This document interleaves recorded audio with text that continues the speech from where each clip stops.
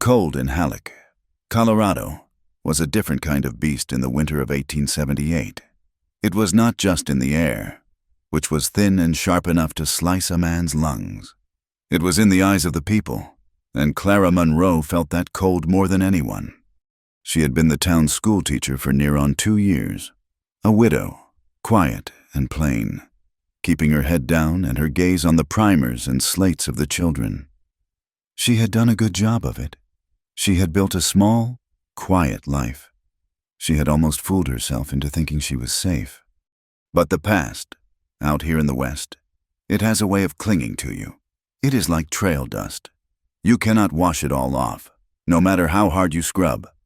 It all unraveled on a Tuesday, in the saloon. Not that Clara was in the saloon. She was walking past, her market basket on her arm, hurrying home before the light failed. The batwing doors swung open, and a river of yellow light and loud noise spilled onto the boardwalk. A man stumbled out, half drunk and grinning. He was a stranger, a freighter passing through, but he stopped dead when he saw her. His grin widened. "Well, I'll be," he slurred, loud enough for the men inside to quiet down and listen. "I know you. You're Cassie Dubois from the Painted Lady over in Denver." Clara froze. The name hit her like a physical blow, knocking the wind from her lungs. Cassie Dubois, a name she had buried 5 years back, along with her husband. "You got the wrong person, sir," she said, her voice tight. She tried to move past him, but he blocked her way, enjoying the show. "Oh, no, I don't. I'd know that red tint in your hair anywhere. Paid $3 for a dance with you once." $3? And you smelled like cheap perfume and whiskey." He laughed. "What's a high-dollar saloon girl like you doing playing schoolmarm in a 2-bit town like this?" She said nothing. She could feel the eyes. The storekeep, Mr. Harris, had stopped sweeping his porch. 2 ladies, bundled in wool, had stopped across the street. Their faces were masks of sudden, hungry interest. Clara pushed past the man, her basket rattling. She did not run, but every step was a separate kind of agony. She heard him yell after her, "You too good for us now, Cassie." By morning, it was everywhere. The town was small, and a secret like that was red meat to a pack of starved wolves. It was Mrs. Abernathy, the pastor's wife, who made it official. She was a woman built of straight lines and hard opinions. She met Clara on the steps of the schoolhouse, blocking the door. The children were already inside, their voices a dull murmur. "Miss Monroe." "Mrs." Abernathy said. She did not use a greeting. Her voice was flat. "The school board held an emergency meeting this morning." "I see," Clara said. The air was so cold, the words came out as white puffs of smoke. "You have been a deceiver, Mrs." Abernathy stated. It was not an accusation, it was a verdict. "You have stood before our children, filling their heads with letters, while carrying the filth of your past." "My past is my own," Clara said, her hands clenching inside her mittens. "My husband died. He left debts. I did what I had to do to survive. I never—" "You were a saloon girl, Mrs." Abernathy cut her off. "You danced for men. You sold them liquor. You sold them comforts. Do not deny it." "I danced," Clara said, her voice shaking now, not from cold, but from a rage that had nowhere to go. "I never did more than that. I paid what was owed, and I left that life. I came here. I have done nothing wrong in Halleck." "You lied by omission. You allowed good, God-fearing folk to believe you were decent. You are not decent, Miss Monroe. You are fallen, Mrs." Abernathy's eyes were like chips of ice. "The congregation will not stand for it. The pastor spoke of it this Sunday. The wages of sin. We cannot have our children taught by a woman of your character." The schoolhouse door opened, and a small girl peeked out. "Miss Monroe, are we starting sums?" "Mrs." Abernathy turned and pointed a stiff finger at the child. "Go back inside. Mary, your lessons are done for today." She turned back to Clara. Your final wages are at the bank. You are to vacate the schoolhouse rooms by sundown. If you are still in Halleck by noon tomorrow, the sheriff will escort you out." Clara looked at the woman. She looked at the closed schoolhouse door. She thought of the small stove inside. The smell of chalk dust and wool and the children's lunches. It had been her sanctuary, and it was gone. "You love this, don't you?" Clara whispered. Mrs. Abernathy actually recoiled, as if Clara had tried to strike her. "I pity you. I pray for your soul." "Do not," Clara said, pulling the last of her dignity around her like a threadbare shawl. "You do not know the first thing about my soul. You just like watching a woman suffer." She turned and walked away. She did not go to the bank. She went to the livery, sold her few pieces of furniture, the cot, the rocking chair, the small writing desk, to the liveryman for pennies. He looked at her with a new, ugly gleam in his eye. She used the money to buy the thing he wanted to get rid of most, a rickety old wagon and a sway-backed mule that looked one hard winter away from the glue factory.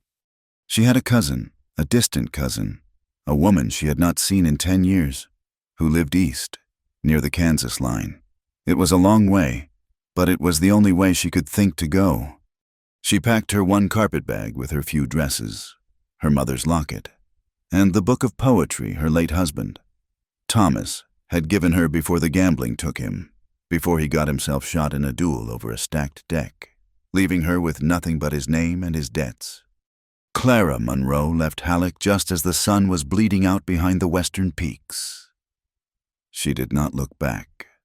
The problem with running from a mountain town in late November is that the mountains do not care about your troubles. She made it 2 days. The mule was slow, and the wagon wheel wobbled on a cracked axle. The road east was just a suggestion, a pair of ruts winding down through the foothills. The air grew heavier. The sky turned the color of a fresh bruise, a low, thick purple gray that promised violence.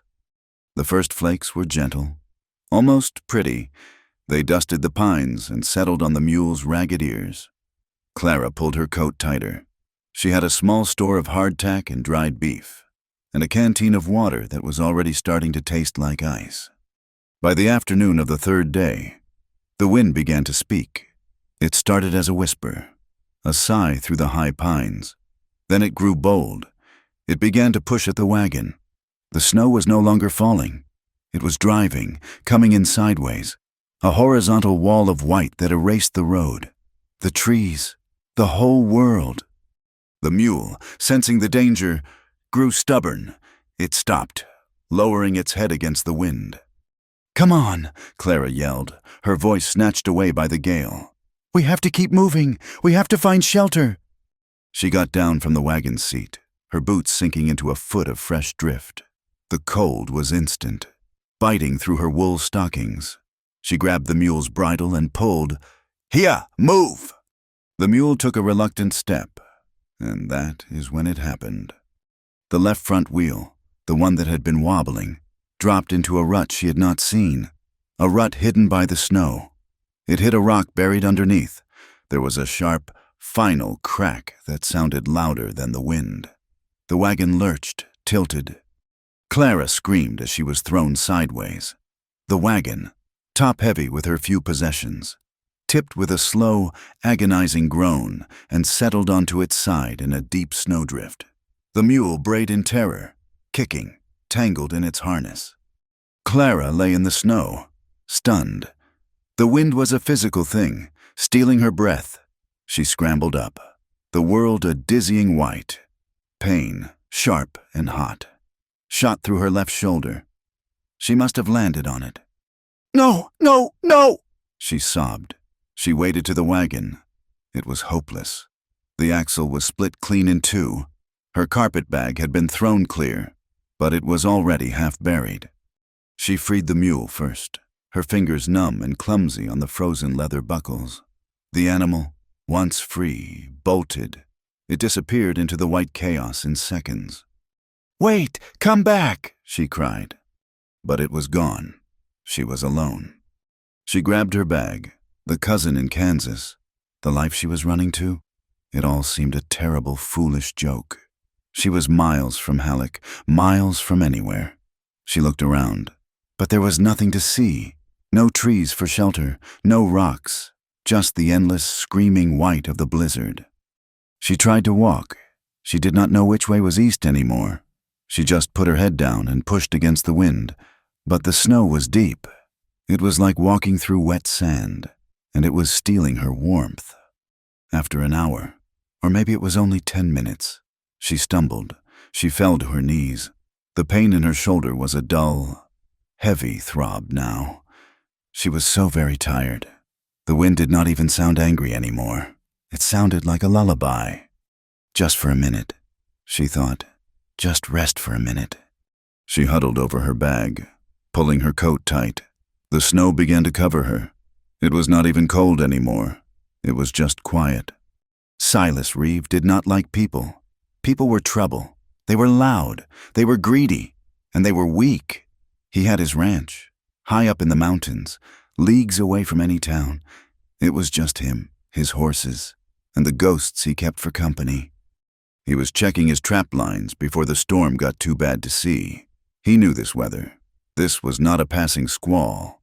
This was a killer. This was the kind of storm that would bury the world for a week. He was heading back, his big horse, Boulder, picking its way through the drifts. When he saw it, down in the valley pass, a dark shape against the white, an overturned wagon. His first instinct was to ride on. It was the instinct that had kept him alive. Trouble. Not his trouble. Whoever was foolish enough to be out in this. They had earned their fate. The mountains demanded payment for stupidity. He rode past.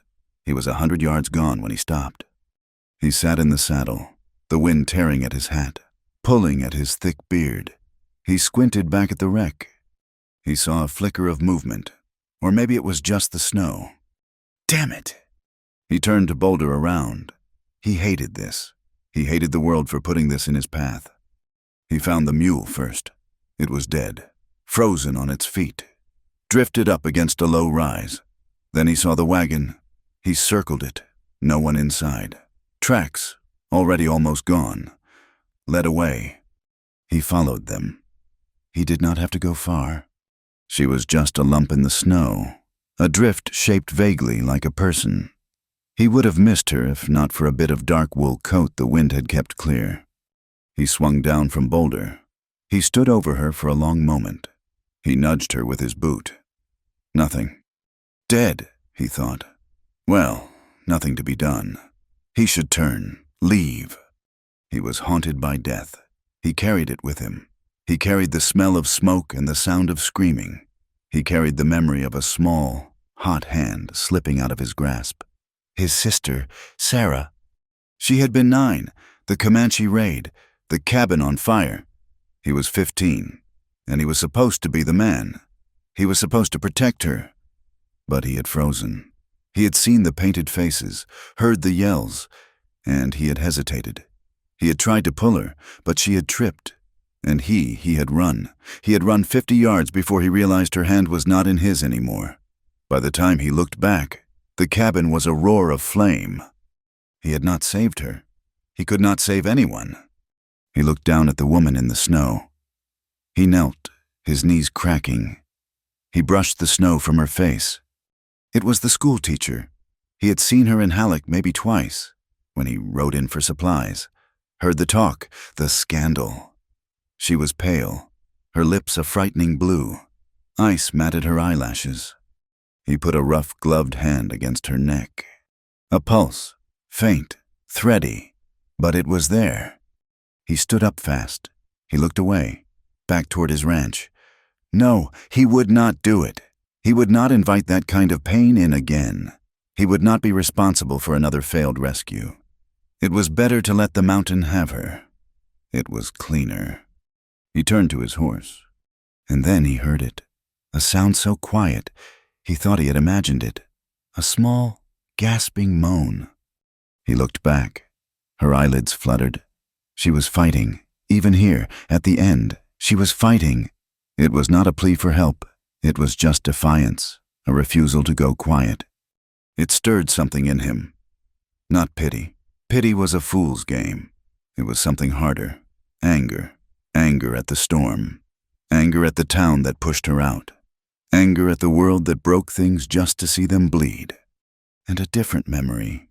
His sister. She had not been defiant. She had just been scared. This woman was not Sarah. With a curse that was half prayer, half blasphemy, he bent down. He slid one arm under her knees and the other under her back. She was light, a bundle of wet wool and cold bones. He lifted her. He carried her to Boulder, settled her in front of him on the saddle, and wrapped his arms around her to hold her steady. She did not stir. He turned the horse for home. He did not look back at the wagon. The cabin was one room, built of thick logs, chinked with mud. It was stark.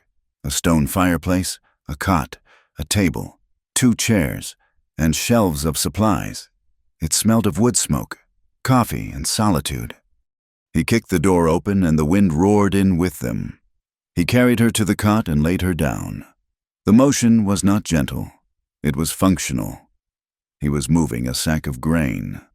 She woke to warmth. A blistering, painful warmth. Fire. She blinked. The light was dim. A man's face, bearded and harsh, swam above her. She cried out, trying to scramble back, but her body would not obey. "Where am I?" she whispered. She was afraid. This was not Halleck. This was the man from the saloon. This was another kind of danger. "My cabin," he grunted. His voice was like rocks grinding together. He was not gentle. He had a knife. He was cutting her dress. Clara screamed, swatting at him, but her arm was weak. The pain in her shoulder flared. "Hold still," he ordered.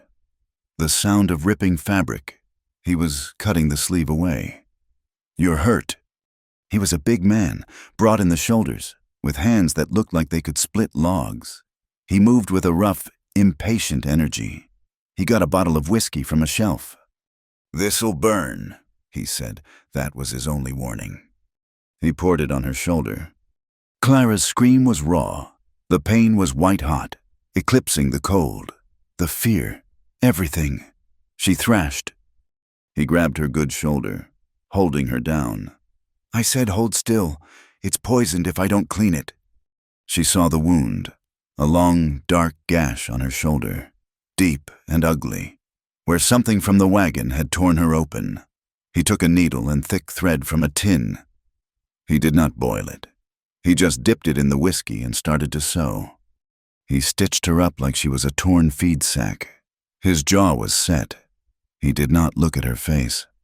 Clara clamped her teeth together, tears streaming down her face, but she did not make another sound.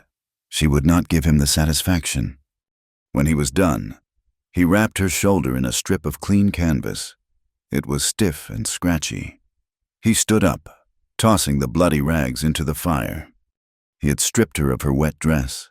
She was in her chemise and petticoats. He had not looked at her. He had not lingered. He grabbed a thick wool blanket from his own bedroll and threw it on her. "The fever will come," he said, his back to her. "Drink this." He pushed a tin mug of hot, bitter broth at her. She drank. He built the fire up until it was roaring, a wall of heat against the storm. And then he sat. He took a piece of leather tack and a knife and he began to work, ignoring her completely.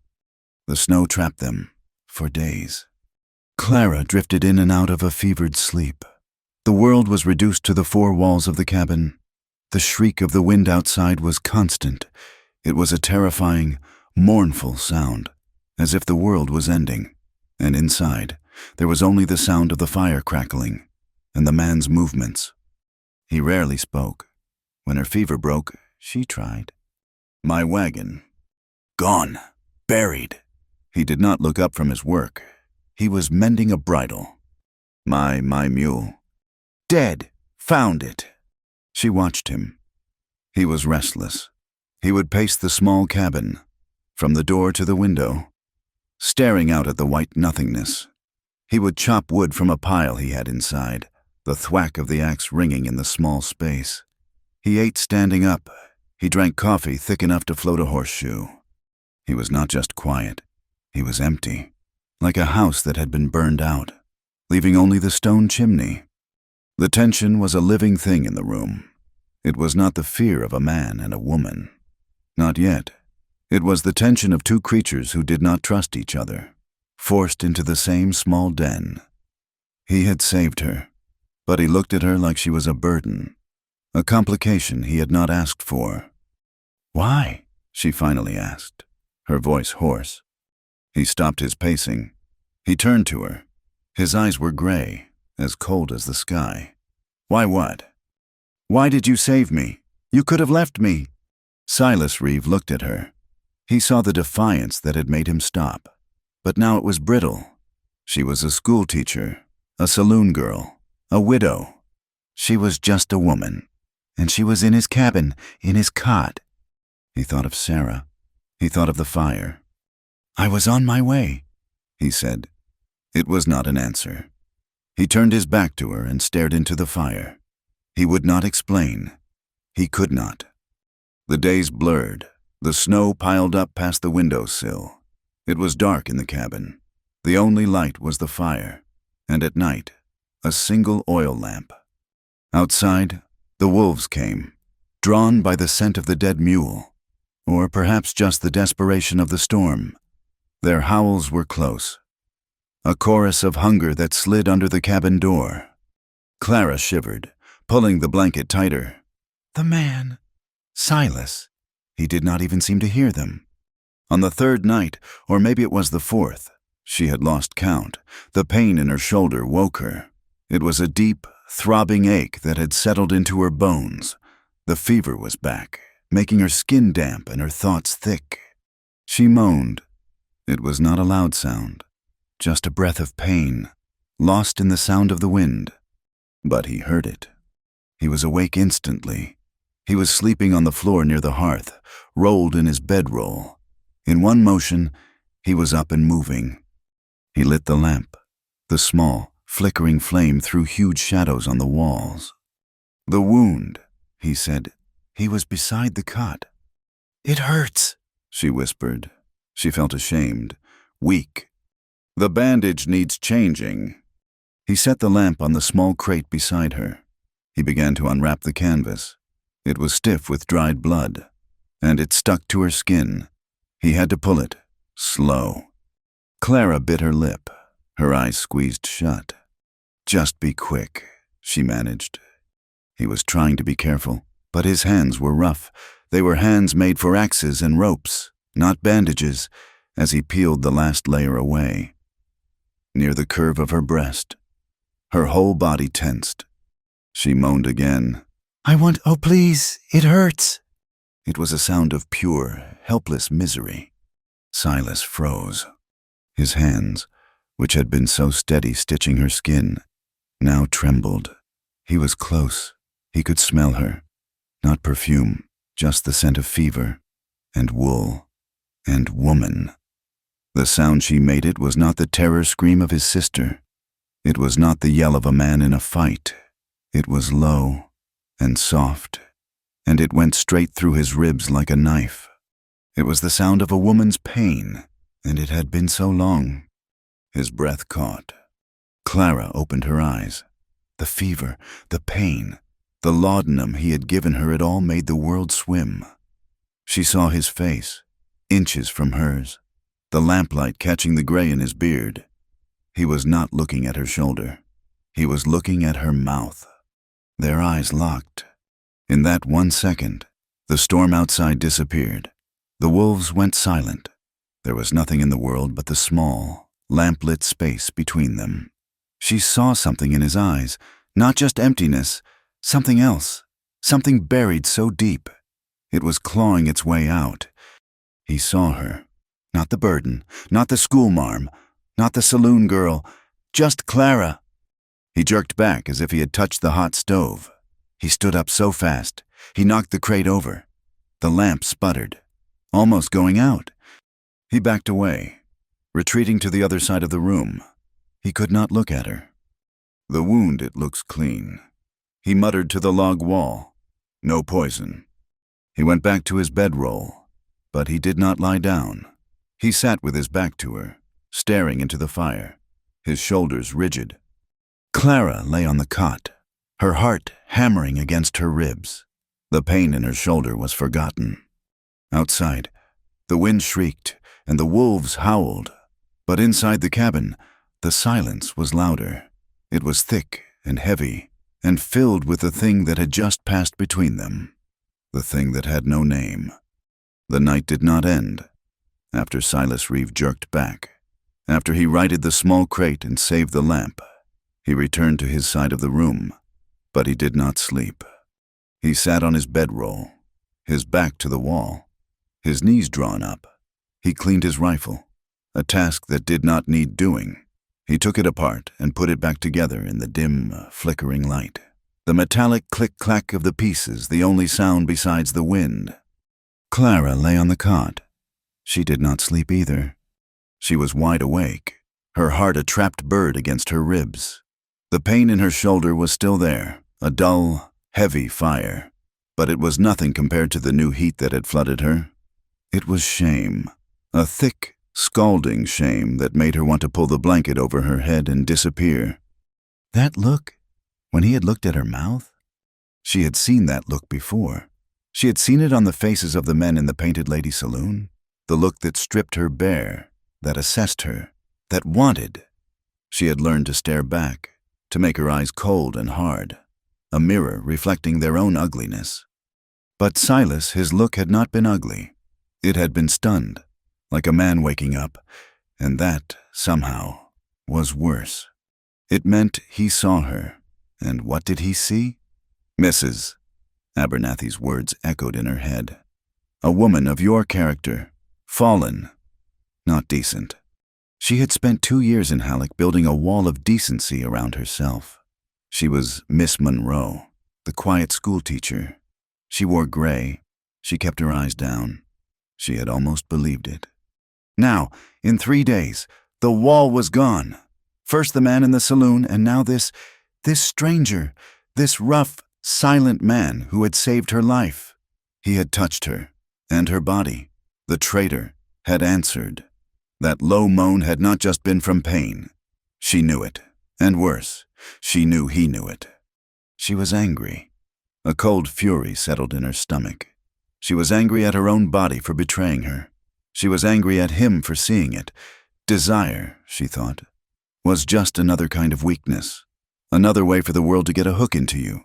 It made you exposed. It made you vulnerable. And vulnerable women, in this part of the country, did not last long.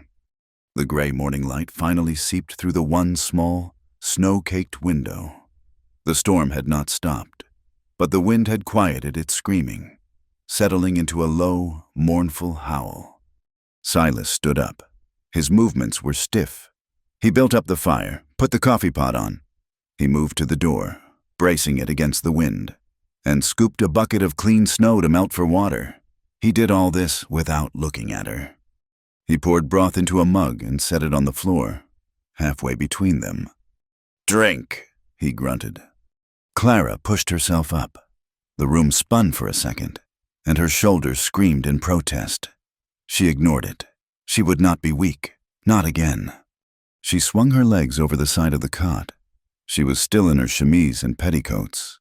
The blanket he had thrown her was coarse wool, and it scratched her skin. She kept it wrapped tight around her shoulders. She picked up the mug. Her hand was shaking. She drank the hot broth. It tasted of salt and smoke. It burned a line of warmth down to her stomach. He was watching her. She felt his eyes, though he was turned away, fussing with the fire. The next 2 days were a quiet kind of torture. Her body began to mend. The fever was gone. The stitches in her shoulder itched, a sign of healing.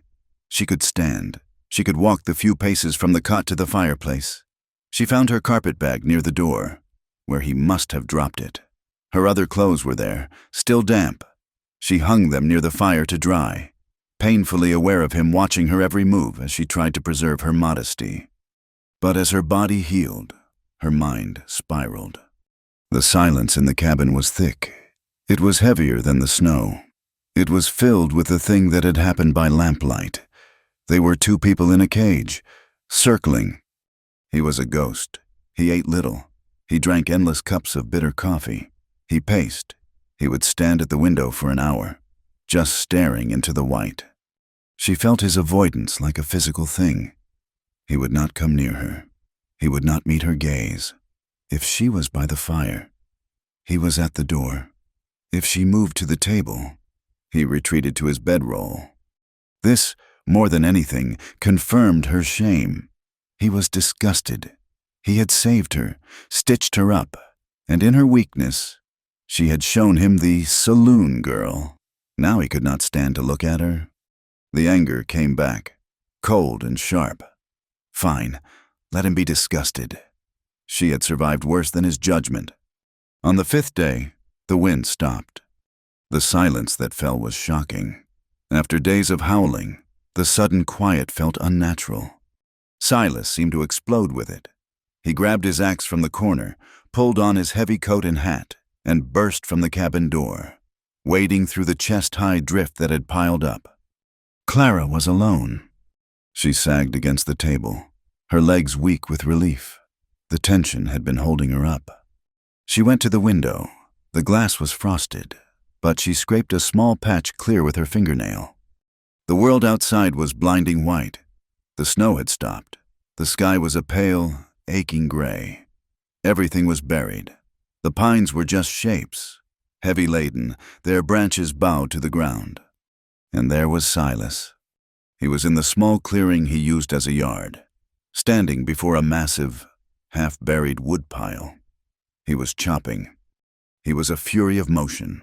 He swung the axe high, his whole body coiling, and brought it down with a grunt. The thwack of the blade sinking into the frozen pine was sharp and clean in the new silence. He was not just chopping wood. He was fighting. He was trying to kill the silence, the tension, the thing in the cabin. She watched him. He was strong. His body moved with a terrible, desperate grace. He was all the things she was not. He was raw power. He finished one log, split it into quarters, and kicked the pieces aside. He reached for another, balanced it on the stump. He swung again and again. He stopped, resting the axe head on the stump, breathing hard. His breath plumed in the cold air. He swiped his sleeve across his forehead, and he looked toward the cabin. He could not have seen her. The window was too small, too frosted, but he looked right at the spot where she stood. Clara did not move. She saw him, really saw him. In that moment, he was not just a big, rough man. He was haunted. He was as trapped as she was. He turned back to the wood, pulling his glove off with his teeth. He reached for a piece to set it right, and she saw it. His hand, his bare hand, calloused and scarred from work. It was trembling, not a shiver from the cold, a deep, uncontrollable shake, a tremor that started in his wrist and moved to his fingers. He saw it, too. He stared at his own hand as if it were a snake. He made a fist, clenching it, forcing it to stop. He jammed it back into the glove, his movements jerky. Clara let the blanket she was holding fall from her own hand. He was not disgusted. He was afraid. He was just as afraid as she was. That night, the dynamic in the cabin shifted. The silence was still there, but it was no longer angry. It was brittle. He came in as the light failed, covered in snow. He did not say a word. He shook the cold from his coat, stacked the new wood by the fire, and began to make supper. A skillet of bacon and beans. The smell filled the cabin. He scraped a portion onto a tin plate and handed it to her.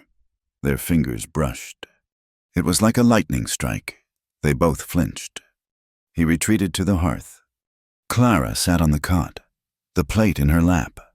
She looked at the food. She looked at his back. He was a fortress, but she had seen the crack in the wall. She had seen his hand shake. She had to know. She had to break this. "You should have left me," she said. Her voice was quiet, but in the small room, it sounded like a shout. He did not turn, his shoulders broad under his flannel shirt, tensed. I know what they said about me in town. She pushed on, her voice shaking now. I know what you must think. That freighter, he recognized me. Silas took a drink of coffee. He said nothing. He was right, she whispered. She had to say it. She had to clear the air, even if it meant he threw her out into the snow. My name was not always Monroe. It was Dubois, my husband. Thomas, he was a good man. Once, he taught literature at a small college back east. He gave me books of poetry. She traced the rim of the tin plate. But he had a weakness. He liked the cards. He thought he was smarter than the other players. He was not. We came west, to Denver, thinking to change our luck. It only got worse. He lost everything. He lost my money. He borrowed from men you do not borrow from. Silas set his mug down on the hearth. One night, he did not come home. They found him in an alley. He had been shot in a duel over a marked deck. He left me with his debts. Clara's throat was tight. She would not cry. She was done with tears. The men he owed, they came to me. They said I had two choices. I could work for them, or I could join my husband. The Painted Lady was the biggest saloon in Denver. The owner, he liked my hair. He said I looked refined. He gave me a new name, Cassie. She looked at the fire. So I danced. I wore a red dress. I served whiskey to men who smelled of sweat and horses. I let them put their hands on me. I smiled until my face ached. I did it for a year, every single night, until the debt was paid. She finally looked at his back. I never did more than that. I danced, and I smiled. But it does not matter. To people like Mrs. Abernathy, it is all the same. Once you are in the mud, you are muddy for good. It does not matter how hard you scrub. She took a shaky breath. I thought when I came to Halleck, I thought I could be Clara Monroe. Just Clara, the quiet teacher. But the past, it does not let you go. She finished, her voice flat. People, they love to watch a woman suffer. They like to see you fall. It makes them feel clean. She waited. She waited for him to turn, to look at her with the cold judgment she had seen in Mrs. Abernathy's eyes. She waited for him to say, "Get out." Silas Reeves stood up. He walked to the cabin door. He opened it a crack. The cold air rushed in, smelling of pine and ice. He stood there for a long time, just breathing it in. Clara watched him, her heart frozen. Finally, he closed the door. He turned. He looked at her. His eyes were not cold. They were not disgusted. They were empty, but it was a different kind of empty. It was the emptiness of a canyon, vast and deep and ancient. He walked to the fire, picked up his coffee mug. "You are still here," he said. That was all. Just those 4 words. You are still here. It was not pity. It was not judgment. It was not forgiveness, because he was not in a position to give it. It was a fact. He was a man who lived by facts. The snow is deep. The wood must be chopped. The mule is dead. You are still here. She had survived. And in his world, survival was the only thing that mattered. It was the only virtue. A tear she had not known she was holding finally broke free and tracked down her cheek. She wiped it away, angry. He had not judged her. He had acknowledged her. And in doing so, he had disarmed her. Her anger, her shame, they were defenses against an attack that had not come. Night fell. The fire burned low, casting shifting shadows on the log walls. Silas was on his bedroll, his back against the wall, his knees bent. He was cleaning his knife, running an oiled rag over the blade. Clara was on her cot. She had put on one of her own dry dresses. The gray wool felt familiar, a piece of her old life. The cabin was quiet, but it was a new quiet. The confession hung in the air, but it had lost its poison. She looked at him. He was just a man with shaking hands, a man haunted by things she did not know, a man who had seen her at her absolute worst, half frozen, sick, and now stripped bare by her own story. and he had simply said, "You are still here." She did not know what she was doing until she was doing it. She stood up from the cot. He stopped moving. The rag on the blade went still. He did not look up, but he was aware of her. She walked the few steps across the cold floor. She stood before him. He was a big man, but sitting. He seemed smaller. She could see the gray in his beard, the deep lines carved around his eyes. She was hesitant. She was terrified. This was a line she had sworn she would never cross again. This was the saloon girl, the weak woman. But then she thought, no, this was her choice. Not for a debt, not for survival, not because a man demanded it. It was just a need for warmth, a need to know that the man who respected her survival was real. She reached out her hand. It trembled, just as his had. She laid it on his hand, the one holding the knife. His skin was rough, calloused, but it was so warm. The heat from him was a shock, a living thing. He did not move. He did not breathe. He just stared at where her small, pale hand rested on his. She did not flinch. She did not pull away. She just held on. The silence stretched. She could hear the fire sizzle. She could hear her own pulse, loud in her ears. Slowly, very slowly, he uncurled his fingers from the knife. The weapon dropped with a soft thud to the bedroll. He turned his hand over, palm up, so that her hand was resting in his. He had the largest hands she had ever seen. They could break her. They could heal her.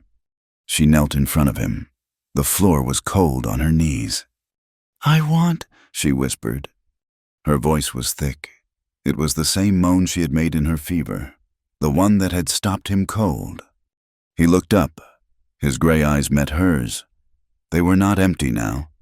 They were blazing. "I want right now," she moaned again. It was not a demand. It was not the trick of a saloon girl. It was a confession. It was the truest thing she had ever said. It was not just about his body. It was about the warmth. It was about the fact that he was here. It was about the howling wind outside, and the cold, and the judgment, and the loneliness, and the fact that she was still here, and so was he. Silas looked stunned. He stared at her, as if she were a vision he had conjured from the fire. This woman, this survivor. He did not say a word. He was a man of action. He put his other hand on her good shoulder. He slid his arm behind her back, in one smooth, powerful motion. He stood, lifting her with him. She weighed nothing to him. He carried her the 2 steps to the cot. He did not lay her on it. He laid her on his bedroll, by the fire. He laid her on the warmth he had built. He did not descend on her. He was slow, tentative. He looked at her, a question in his eyes. She answered by reaching up and touching his face. Her fingers traced the line of his jaw, the roughness of his beard. It was the first time she had willingly touched a man's face since Thomas. He made love to her, slowly, achingly. It was not the fumbling of young lovers. It was the hesitant, careful touching of 2 people who had been broken. 2 people who had forgotten what this felt as. They were relearning a language they both thought was dead. It was awkward. His hands were rough. Her shoulder was stiff, but it did not matter. It was not a fire. It was a thaw. It was the scrape of his beard against her neck. It was the incredible, shocking warmth of his skin against hers. It was the shared breath, white in the cold air. It was the low groan that came from his chest when she held him tight, as if he were the one in danger. It was 2 people who had been starving, finally, taking bread. In the quiet afterward, the fire had burned down to glowing embers. The cabin was almost dark. Clara did not move. She curled into his side. She laid her head on his chest, a place that felt broader and stronger than the mountain itself. She heard his heart, slow and steady, under her ear. She asked for nothing. She did not ask for tomorrow. She did not ask for promises. She did not ask what this meant. She just held on to the warmth, For the first time since leaving Halleck, for the first time in years, she felt safe. She closed her eyes, and she slept. Silas lay awake. He held her. He felt the light weight of her in his arms. He smelled the scent of her hair. He felt the soft, even puff of her breath against his skin. He had not saved her. He knew that now. He had opened the door to something he had kept locked for 10 years. He listened to her sleep. He stared into the dying coals. He felt a peace so profound, it terrified him.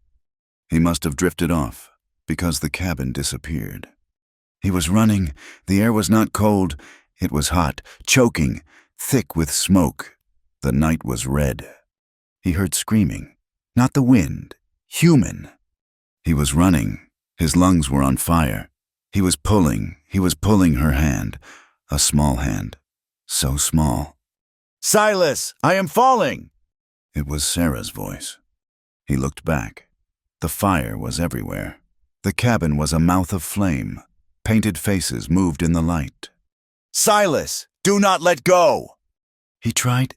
He squeezed, but his hand was sweaty. He was running too fast. He tripped over a root, and her hand had slipped. It just slipped free. He scrambled up, turning. "Sarah!" She was on the ground, just a few feet away, but a man was there. A Comanche. He was raising a rifle. Silas woke up with a gasp. He was in the cabin. It was dark. It was cold. The fire was almost out. He was covered in a cold sweat. His heart was hammering. He looked down. Clara was still asleep, curled against him, safe, warm. He gently, so gently, moved her arm. He slipped out from under her, trying not to wake her. He covered her with his blanket. He stood up. He was shaking, not from the cold. He went to the fireplace and threw 2 new logs on the embers. He watched them, his back to the sleeping woman. He had let himself feel. He had let another human being in, and the ghosts had come with her. He had saved Clara, but in the dark, in the place where he lived, he had just lost his sister all over again. Clara woke up cold. She was on the bedroll, by the hearth, where he had carried her, but the fire was embers, and the man was gone. She sat up, pulling the thick wool blanket around her. The cabin was gray with the morning light. Silas was already up, his back to her. He was at the far wall, measuring coffee into the pot. He had not just moved. He had retreated. He had rebuilt the wall between them in the night. The memory of the night, of the thaw, of his hands, his mouth, rushed back at her. It was a heat that flooded her cheeks, and right behind it came the shame. She looked at his rigid back. He had not spoken. He had not looked at her. It was pity. She saw it all so clearly. He was a man, alone for God knows how long. She was a woman, helpless and available. He had felt sorry for her, and he had used the opportunity. And now, in the light of day, he was ashamed of it. He was disgusted. She was the saloon girl. She was Cassie Dubois. She scrambled off the bedroll, pulling her own gray dress on, her fingers clumsy and shaking. The motion sent a sharp pain through her mended shoulder. She welcomed it. It was real. "The storm," she said. Her voice was brittle. It stopped. Silas did not turn. He set the coffee pot on the iron hook and swung it over the new flames. It stopped. The silence outside was deafening. After days of the wind screaming, the quiet felt like a judgment. I will need to leave," Clara said, forcing the words out. She was trying to sound strong, like the school teacher. "I thank you for your help, for the shelter." He finally turned. He did not look at her face. He looked at the wall above her head. "Go where?" His voice was harsh again. The voice he had used when he stitched her up. The brief softness from the night was gone. "East," she said, lifting her chin. "To my cousin. I can walk." He laughed. It was not a pleasant sound. It was a dry, harsh bark. "Walk? The snow is 10 feet deep in the pass. It is probably 20 in the drifts. You would not make it 100 yards. You would be dead by noon. I cannot stay here, She said. It came out sharper than she meant. It was not a request. His eyes finally met hers. They were cold as the snow outside. You think I want you here? The words hit her like a slap. She flinched. It does not matter what I want, he growled, or what you want. The mountain does not care. You are here until the spring. The pass will not be clear until April, maybe May. He turned back to the fire. You will eat my food. You will stay out of my way. When the thaw comes, you can go. He was building the wall higher. He was making it clear. The night had been a mistake, a thing that would not be spoken of. He was giving her charity, like a stray dog he had found, and nothing more. Clara felt a flare of her old anger. I will not be a burden. I will work. I can cook. I can mend your clothes. I do not need a cook, he said, and I can mend my own clothes. He poured coffee into a tin mug and slid it onto the table. He did not hand it to her.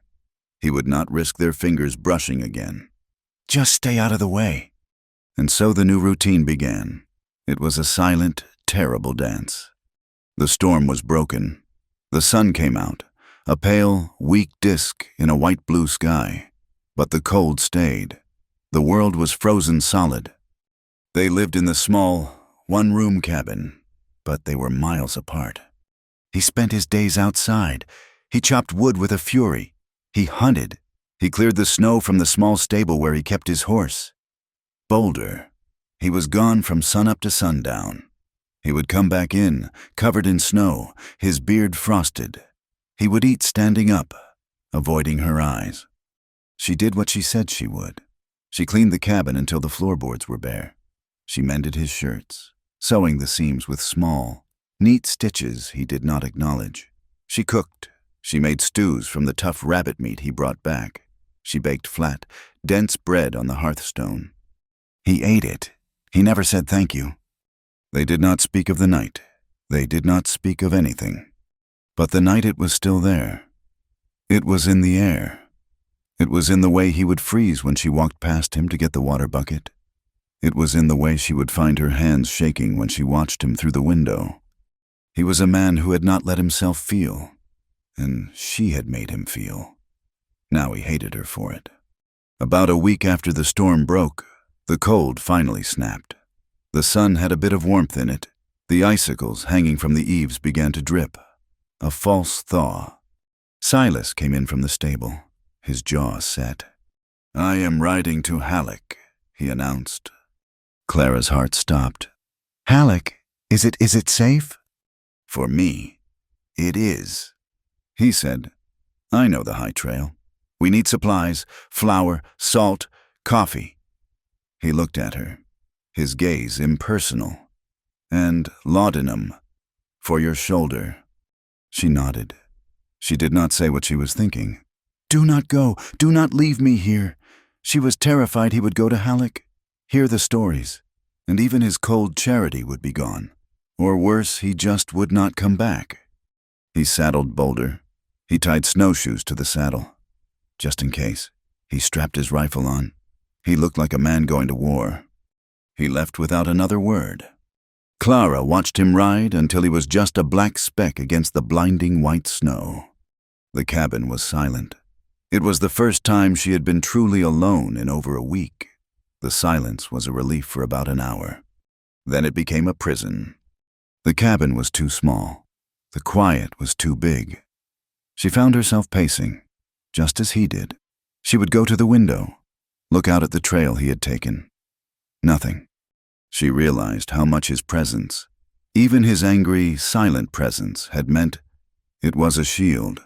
He was a wall against the wind, against the wolves. Without him, the cabin just felt empty, and the world outside felt too close. She spent the day trying to read the book of poetry Thomas had given her, but the words were just black marks on a page. Her mind was in Halleck. Cillin rode hard. The high trail was treacherous. Just a narrow ledge drifted with snow, but he and Boulder knew it. It was a risk, But he had to get out. The cabin was too much. She was too much. He could not look at her, not after the night by the fire, because when he looked at her, he did not see the saloon girl. He did not see the schoolteacher. He saw a woman who was strong, a woman who had survived. And when he saw her strength, he saw his own failure. He saw Sarah's hand slipping from his. He had held Clara. He had kept her safe.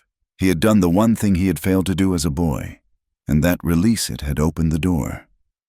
The ghosts were out. They were walking. His dream of the fire, of the raid it came every night now. He would wake up in a cold sweat, his own voice a choked cry in his throat. He had to get away. He had to get back to being the man who felt nothing. He needed the noise of the town, the grit of other people, to remind him who he was. He got to Halleck in the late afternoon. The town was digging out. Men were on the roofs, shoveling. The boardwalks were narrow canyons between walls of gray snow. He tied Boulder in front of Harris's general store. He stamped the snow from his boots and went inside. The store was warm. It smelled of tobacco, kerosene, and coffee. The pot-belly stove in the center was roaring, and, as always, men were gathered around it. He saw Jed, the liveryman, and a few others he knew by sight, Taggart, who ran the small freight line. They stopped talking when he came in. Men always did. When Silas Reeve entered a room, he was the mountain man. The hermit? He was not one of them. Reeve. "Mister," Harris said from behind the counter, surprise in his voice. "We all thought you were buried up there for good." "I needed flour." Silas grunted. He gave Harris his list. He moved to the back of the store, near the barrels, pretending to look at rope. He did not want to talk. He just wanted to listen, to hear the sounds of a world that was not his cabin. The men at the stove went back to their talk, their voices low. "I am telling you, Jed," Taggart was saying. "He is dead certain he is going to find her." "He is a fool, then," Jed said, spitting tobacco juice at the stove. It sizzled. "If the wagon was overturned where Abe said, 'That pass, she is dead,' frozen solid." Silas froze. His hand was on a coil of rope. "Abe, the freighter?" "I do not know," Taggart said. "My cousin Malachi, he is mean, but he is not stupid. He says he tracked her part way. He says she was not just leaving. She was running." "Running from what?" Jed lowered his voice, but Silas could still hear, "From him, from Malachi." Taggart laughed. "What, you believe that?" "I do," Jed said, his voice serious. "You know Malachi. He ain't right since he got kicked in the head by that mule. He got it in his head after Abe, his cousin, called her out as a saloon girl. Well, Malachi got it in his head that she was open for business." Silas's blood went cold. He did not move. "So?" Taggart said. "So," Jed said, leaning in. "He cornered her, the night before she fled, in the alley behind my livery. He figured he would, take what was offered. And she fought him. She is a little thing, but she fought like a cat, scratched his face all to hell, broke his nose with a piece of firewood. He came back to the saloon, bleeding and howling with rage, swore he would finish it, swore no woman, and especially no soiled woman, gets to do that to him and walk away." "So he is up there hunting for her?" Taggart asked. "He has been," Jed said. "Right in the pass. He says if she ain't dead, he will find her, and if she is dead, well, he said he would find the body anyway. He is not right about it. Taggart." Silas turned. He had his list of supplies.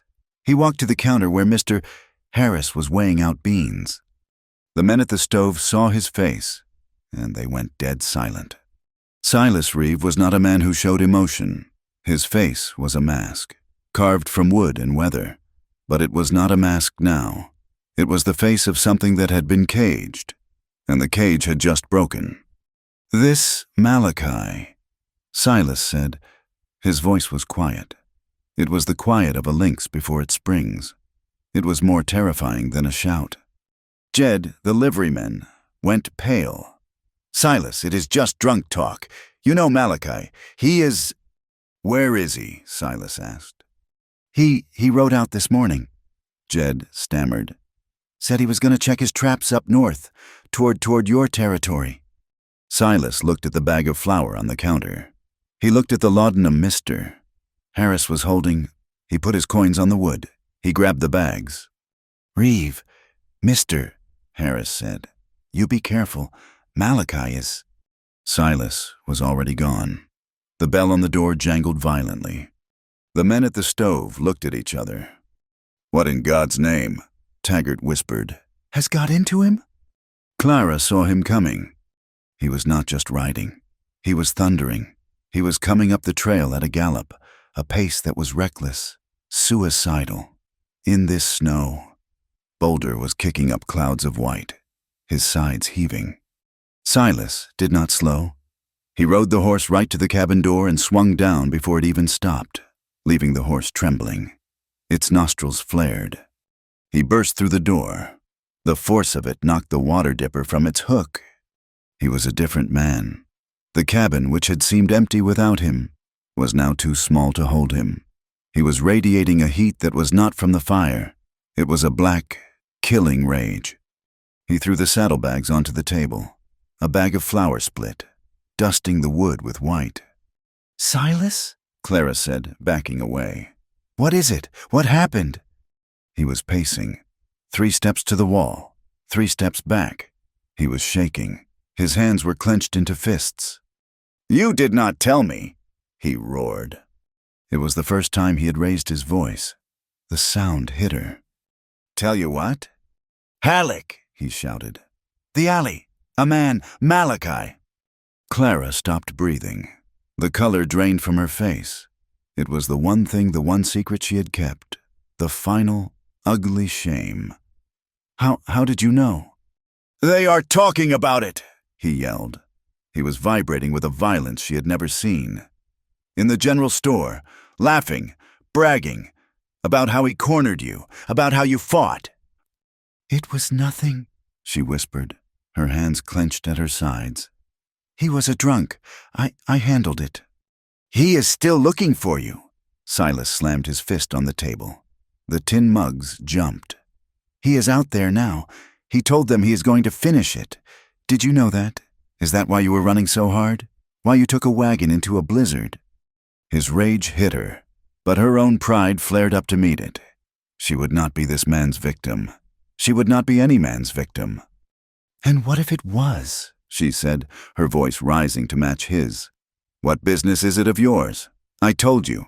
I have survived worse. I survived the painted lady. I survived my husband's death. I survived a fool in an alley with a piece of firewood. I do not need you to be angry for me."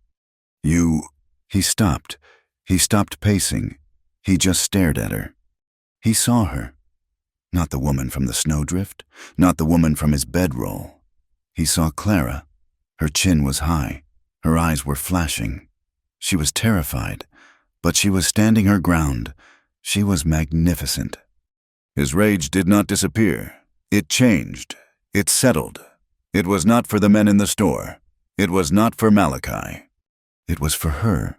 It was this raw, unspoken, terrible need to stand between her and the world that kept trying to break her. He was shaking. Not from cold, from a feeling he had no name for. "You are here," he said. His voice was not a shout. It was a raw, torn sound.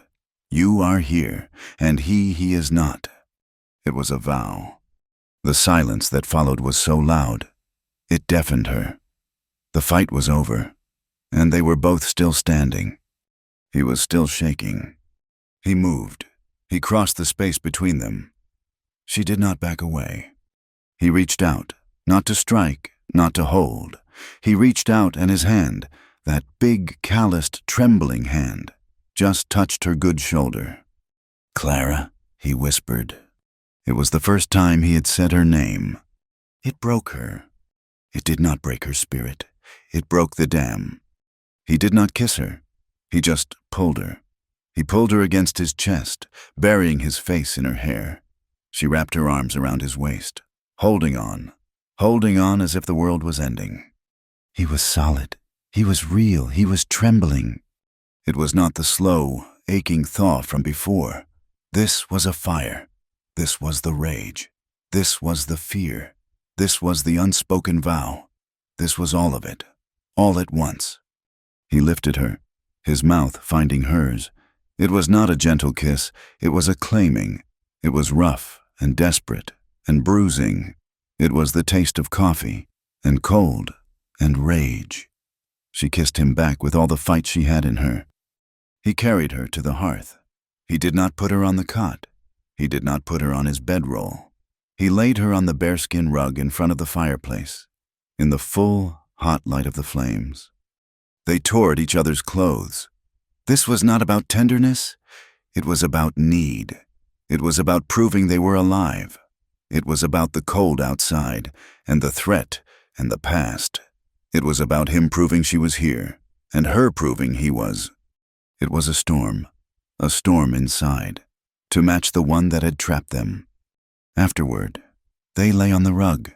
They were slick with sweat. The fire was hot on their skin. The cabin was quiet. They could hear the drip, drip, drip of the snow melting off the roof. Clara was breathless. It had been, but as the minutes ticked by, she felt it. She felt him leaving. He was beside her, his arm still under her, but he had turned his head. He was staring into the fire. His jaw was set. His eyes were distant. The ghost was back. The man who had just claimed her was gone. The hermit was back. The anger she had felt earlier returned, but it was a different anger. It was a cold, deep hurt. "You will not even look at me," she said. He did not move. He did not pretend not to hear. "You will not," she said again, pushing herself up on one elbow. She was naked. She did not bother to cover herself. She would not be ashamed. You will do this. You will tear me apart by the fire. But in the daylight, you will not look at me. You look at me like I am a chore, like I am something you found in a trap." "It has nothing to do with you," he growled, his voice low. "It has everything to do with me," she cried, her voice breaking. "You think I am weak. You think I am the saloon girl. You think I need protecting. But I am not. I told you my past. I told you everything. I am strong enough to be here. I am strong enough to hear your story. Silas." She poked his shoulder. "What are you so afraid of? What ghost are you looking at in that fire? I am here. Look at me." He was cornered. She had given him her truth, and now she was demanding his. He sat up. He grabbed his trousers, pulled them on. He was angry. He was trapped. He stood up, walked to the window. He put his hands on the log frame, staring out at the white, melting world. "Afraid," he scoffed. The sound was dry. "It is not fear. It is guilt. It is a debt." "What debt?" she asked, pulling a blanket around her shoulders. He was silent for a long time. The only sound was the drip of the melt. "I had a sister," he said. His voice was flat. "Dead. Her name was Sarah. She was 9. Clara waited. Our folks died of the fever. It was just me and her. We had a small place down on the flatlands. 10 years ago, I was 15. He took a deep breath. "The Comanche, they came at dusk. I did not see them until the first arrow hit the barn. It was fire, everywhere, and screaming." He was not talking to her. He was talking to the window, to the past. I was the man. I was 15. I was supposed to protect her. I grabbed her hand. We ran for the creek bed. I was scared. I heard them behind us. Their yells.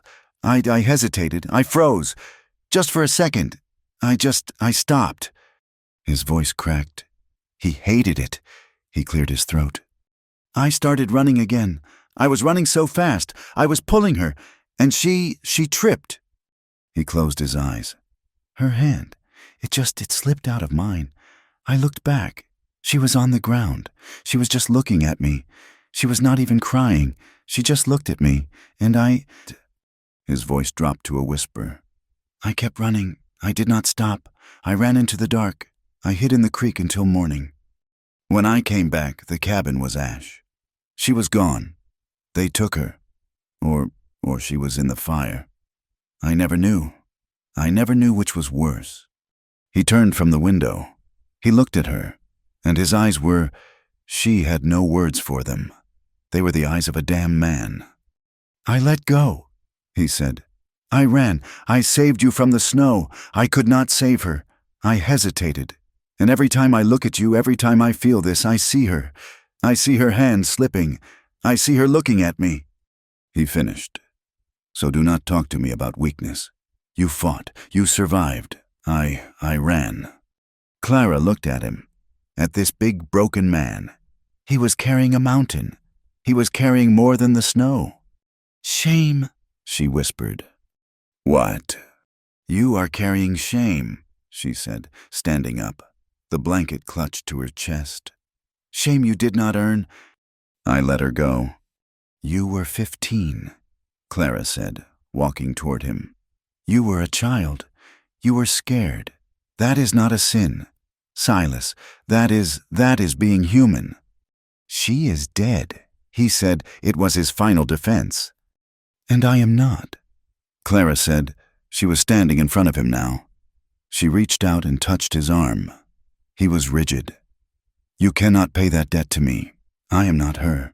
You cannot save her by hiding from me. She looked up at him. You told me I was still here. Well, so are you. You survived, too. He looked down at her. He saw her.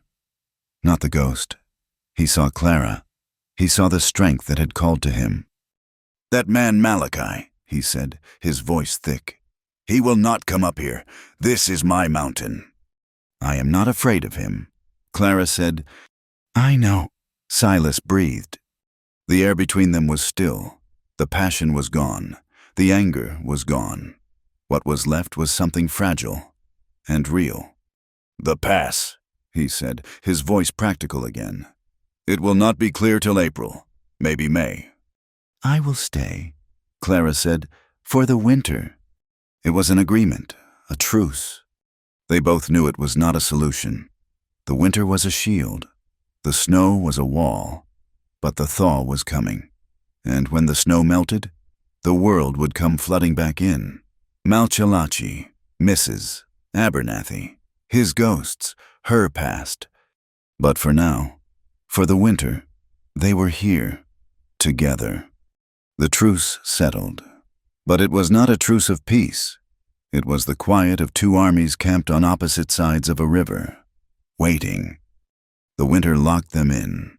After the false thaw that had allowed Silas his trip to Halleck, the cold came back down from the high peaks with a vengeance. The temperature dropped so low that the trees themselves seemed to groan, the sap freezing in their veins. The snow did not melt, it crystallized. The world outside the window was sharp, blue, and blinding. They lived in the small space. They no longer retreated to opposite corners. A kind of hesitant domesticity settled on the cabin. He chopped the wood. She cooked the food. He cleaned his traps, the metallic smell of oil and steel filling the air. She mended his clothes, her small, neat stitches a quiet marvel against his own rough patches. They slept. He stayed on his bedroll by the fire. She kept the cot, but the cold was a third person in the room, a presence that drove them closer. Some nights, she would wake to find he had, in his sleep, moved his bedroll right next to her cot, seeking the shared warmth. They did not speak of the firelight. They did not speak of his ghosts. They spoke of practical things. The flower is low. The horse needs shoeing. The wind is from the north. But the silence was different. It was no longer a wall. It was just deep. It was a Tuesday, in the deep freeze of what must have been January. Silas was outside, checking a snare line near the creek, hoping for a rabbit. The silence in the cabin was total. Clara was cleaning. It was a pointless task, but it was work. It kept her hands busy. She was sweeping the hearth, straightening the few items on his high shelf. There was a tin of coffee, a box of shells, a whetstone, and in the back, wrapped in a piece of oiled canvas, was a book. It was heavy, a family Bible. The leather was stiff and cracked. She did not mean to pry. She was just curious. This man of the mountain, this hermit who spoke of guilt and debts, what did he keep? She opened the cover. The first page was a family record. The names were written in faded brown ink. Reeve, Elijah, born 1820, died 1868. Reeve, Miriam, born 1825, died 1868. And then Reeve, Silas, born 1855. And Reeve, Sarah, born 1861. Her breath caught. Sarah, born 1861. She had been 9. Tucked between the cover and the first page was a small, stiff square, a tintype. Clara pulled it out. The image was faint, ghostly. A young girl, not 9, perhaps 7 or 8. She was standing stiffly, her hands at her sides. She was not smiling. No one smiled for the camera. She had a serious, plain face, and she had Silas's eyes, gray and deep, and too old for her face. Clara was still holding the tintype when the door opened. Silas came in, a gust of frigid air following him. He carried 2 rabbits, limp and frozen. He stopped dead when he saw what was in her hand. His face did not change. He did not get angry. He just shut down. The light in his eyes went out. He dropped the rabbits by the door. "I was cleaning," Clara whispered. "I found the Bible." He walked past her to the fire. He stood with his back to her, warming his raw, chapped hands. "This is her," Clara said. It was not a question. "This is Sarah." Silas said nothing. His shoulders were rigid. Clara walked toward him. She did not touch him. She just held the tintype out, so he could see it if he turned. "She has your eyes," Clara said softly. He turned. He looked at the small, gray image of his sister. And the mountain broke. It was not a storm. It was a collapse. He did not roar. He did not shout. He just crumpled. He sank down onto the hearthstones, his head in his hands. His broad back began to heave. A sound tore out of him, a dry, racking sob that he had clearly held back for 10 years. It was the sound of a 15-year-old boy, trapped inside the man. Clara knelt beside him on the cold floor. She did not know what to do. She did not touch him. Not yet. She just knelt. She was a witness. He gasped, the words ripped from his chest. I believed God had cursed me."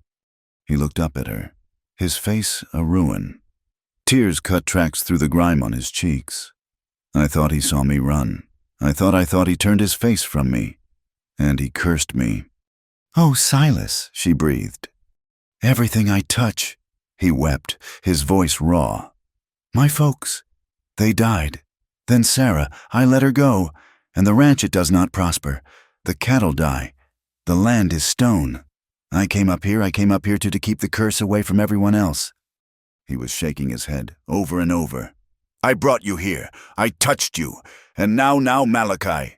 Now the wolves. It is me. I am the poison." "No," Clara said. Her voice was firm. It cut through his grief. He looked at her, his eyes wild. "No," she said again. She finally reached out, her hand settling on his shaking back. It was like touching a boulder. "You were a child, a scared child. God does not curse children for being afraid. Silas, men do. Your folks died of fever. Your sister was taken in a raid. Those are tragedies. They are not a curse." He stared at her, his breath catching. "You are not poison," she said. "You are just a man. You are a man who has carried a weight that was never yours to hold. You have been punishing yourself. You have been your own jailer." She looked at the tintype, still in her other hand.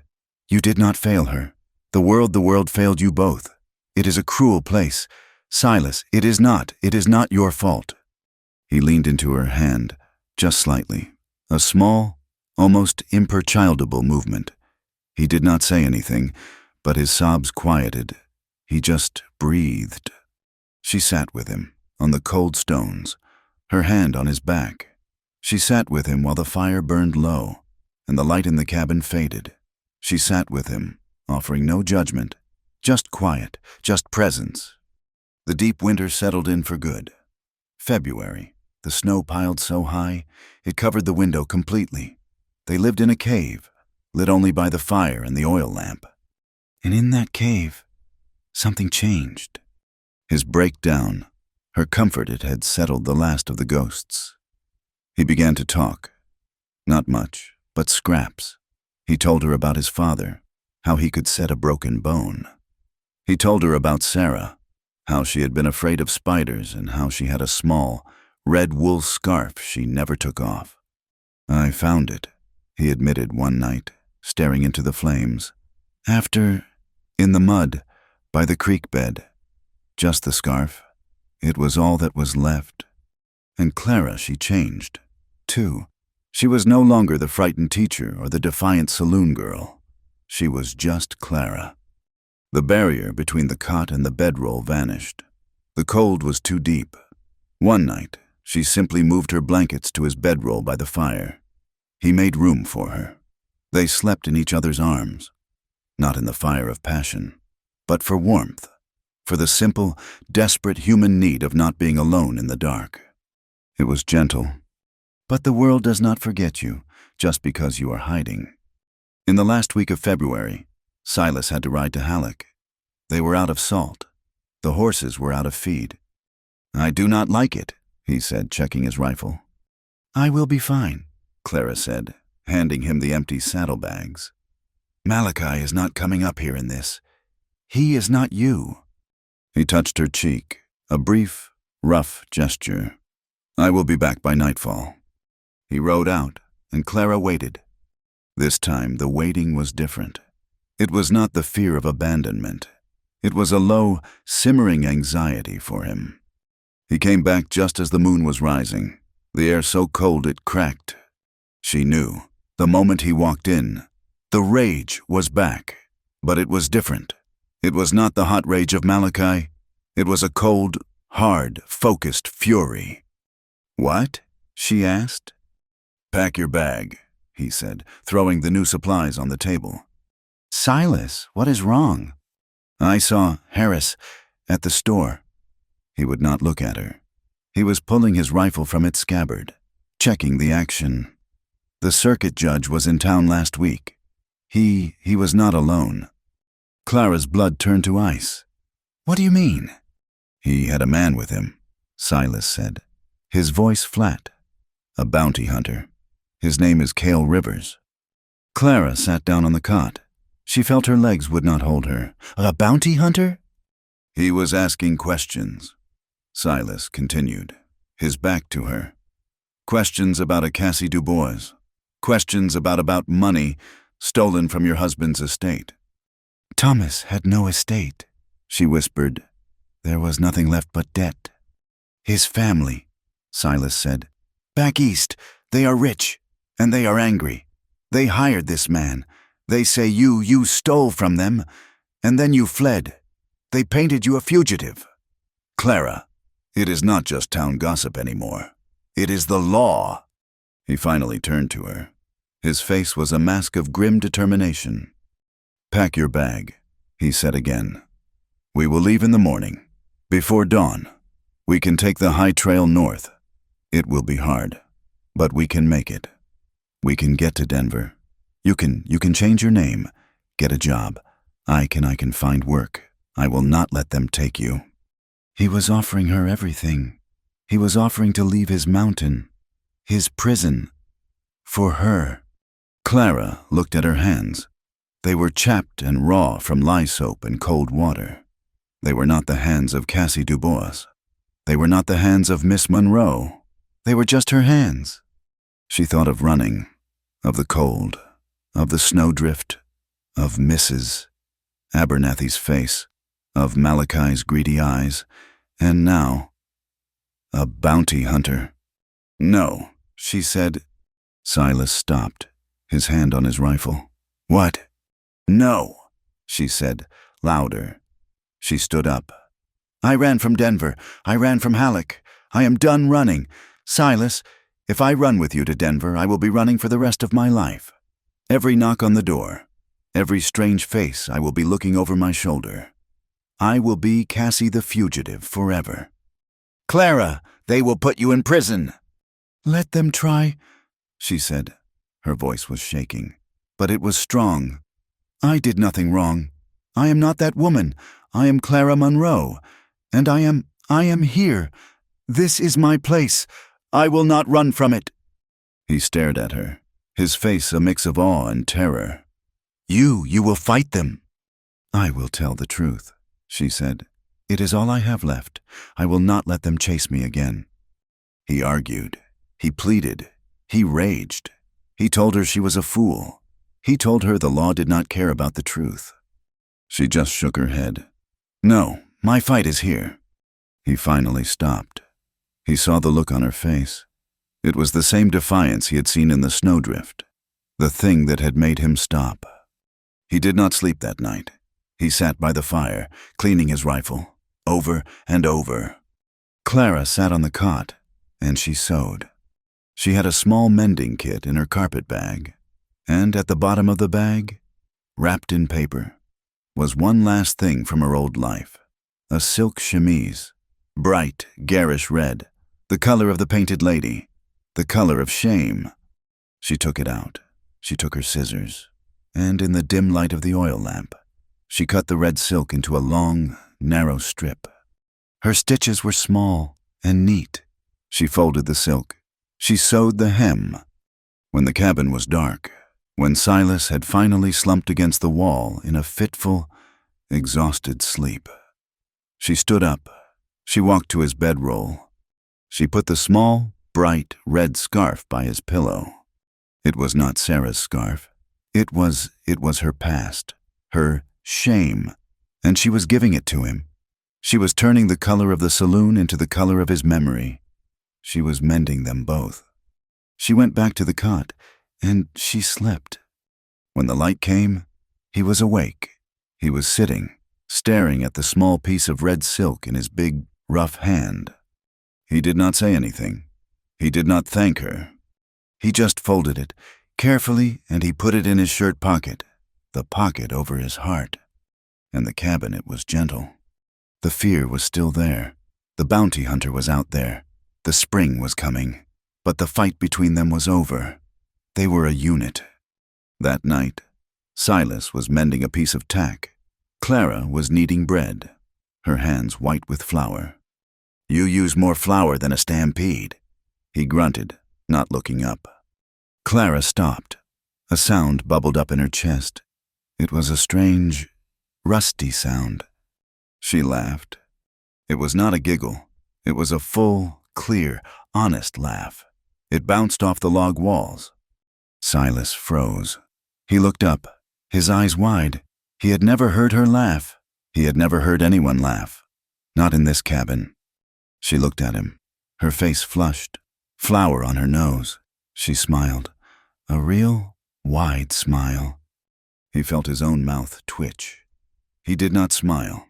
Not quite, but the ghost left his eyes. It is good flour," she said, still laughing. The bond was sealed. It was not just passion. It was not just guilt. It was gentle.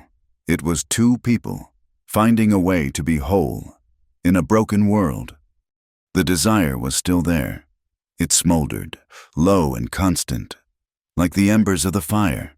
A touch of his hand on her arm, the way his eyes would follow her as she moved. But it was peace, too. For 2 weeks, they lived. They did not just survive. They lived.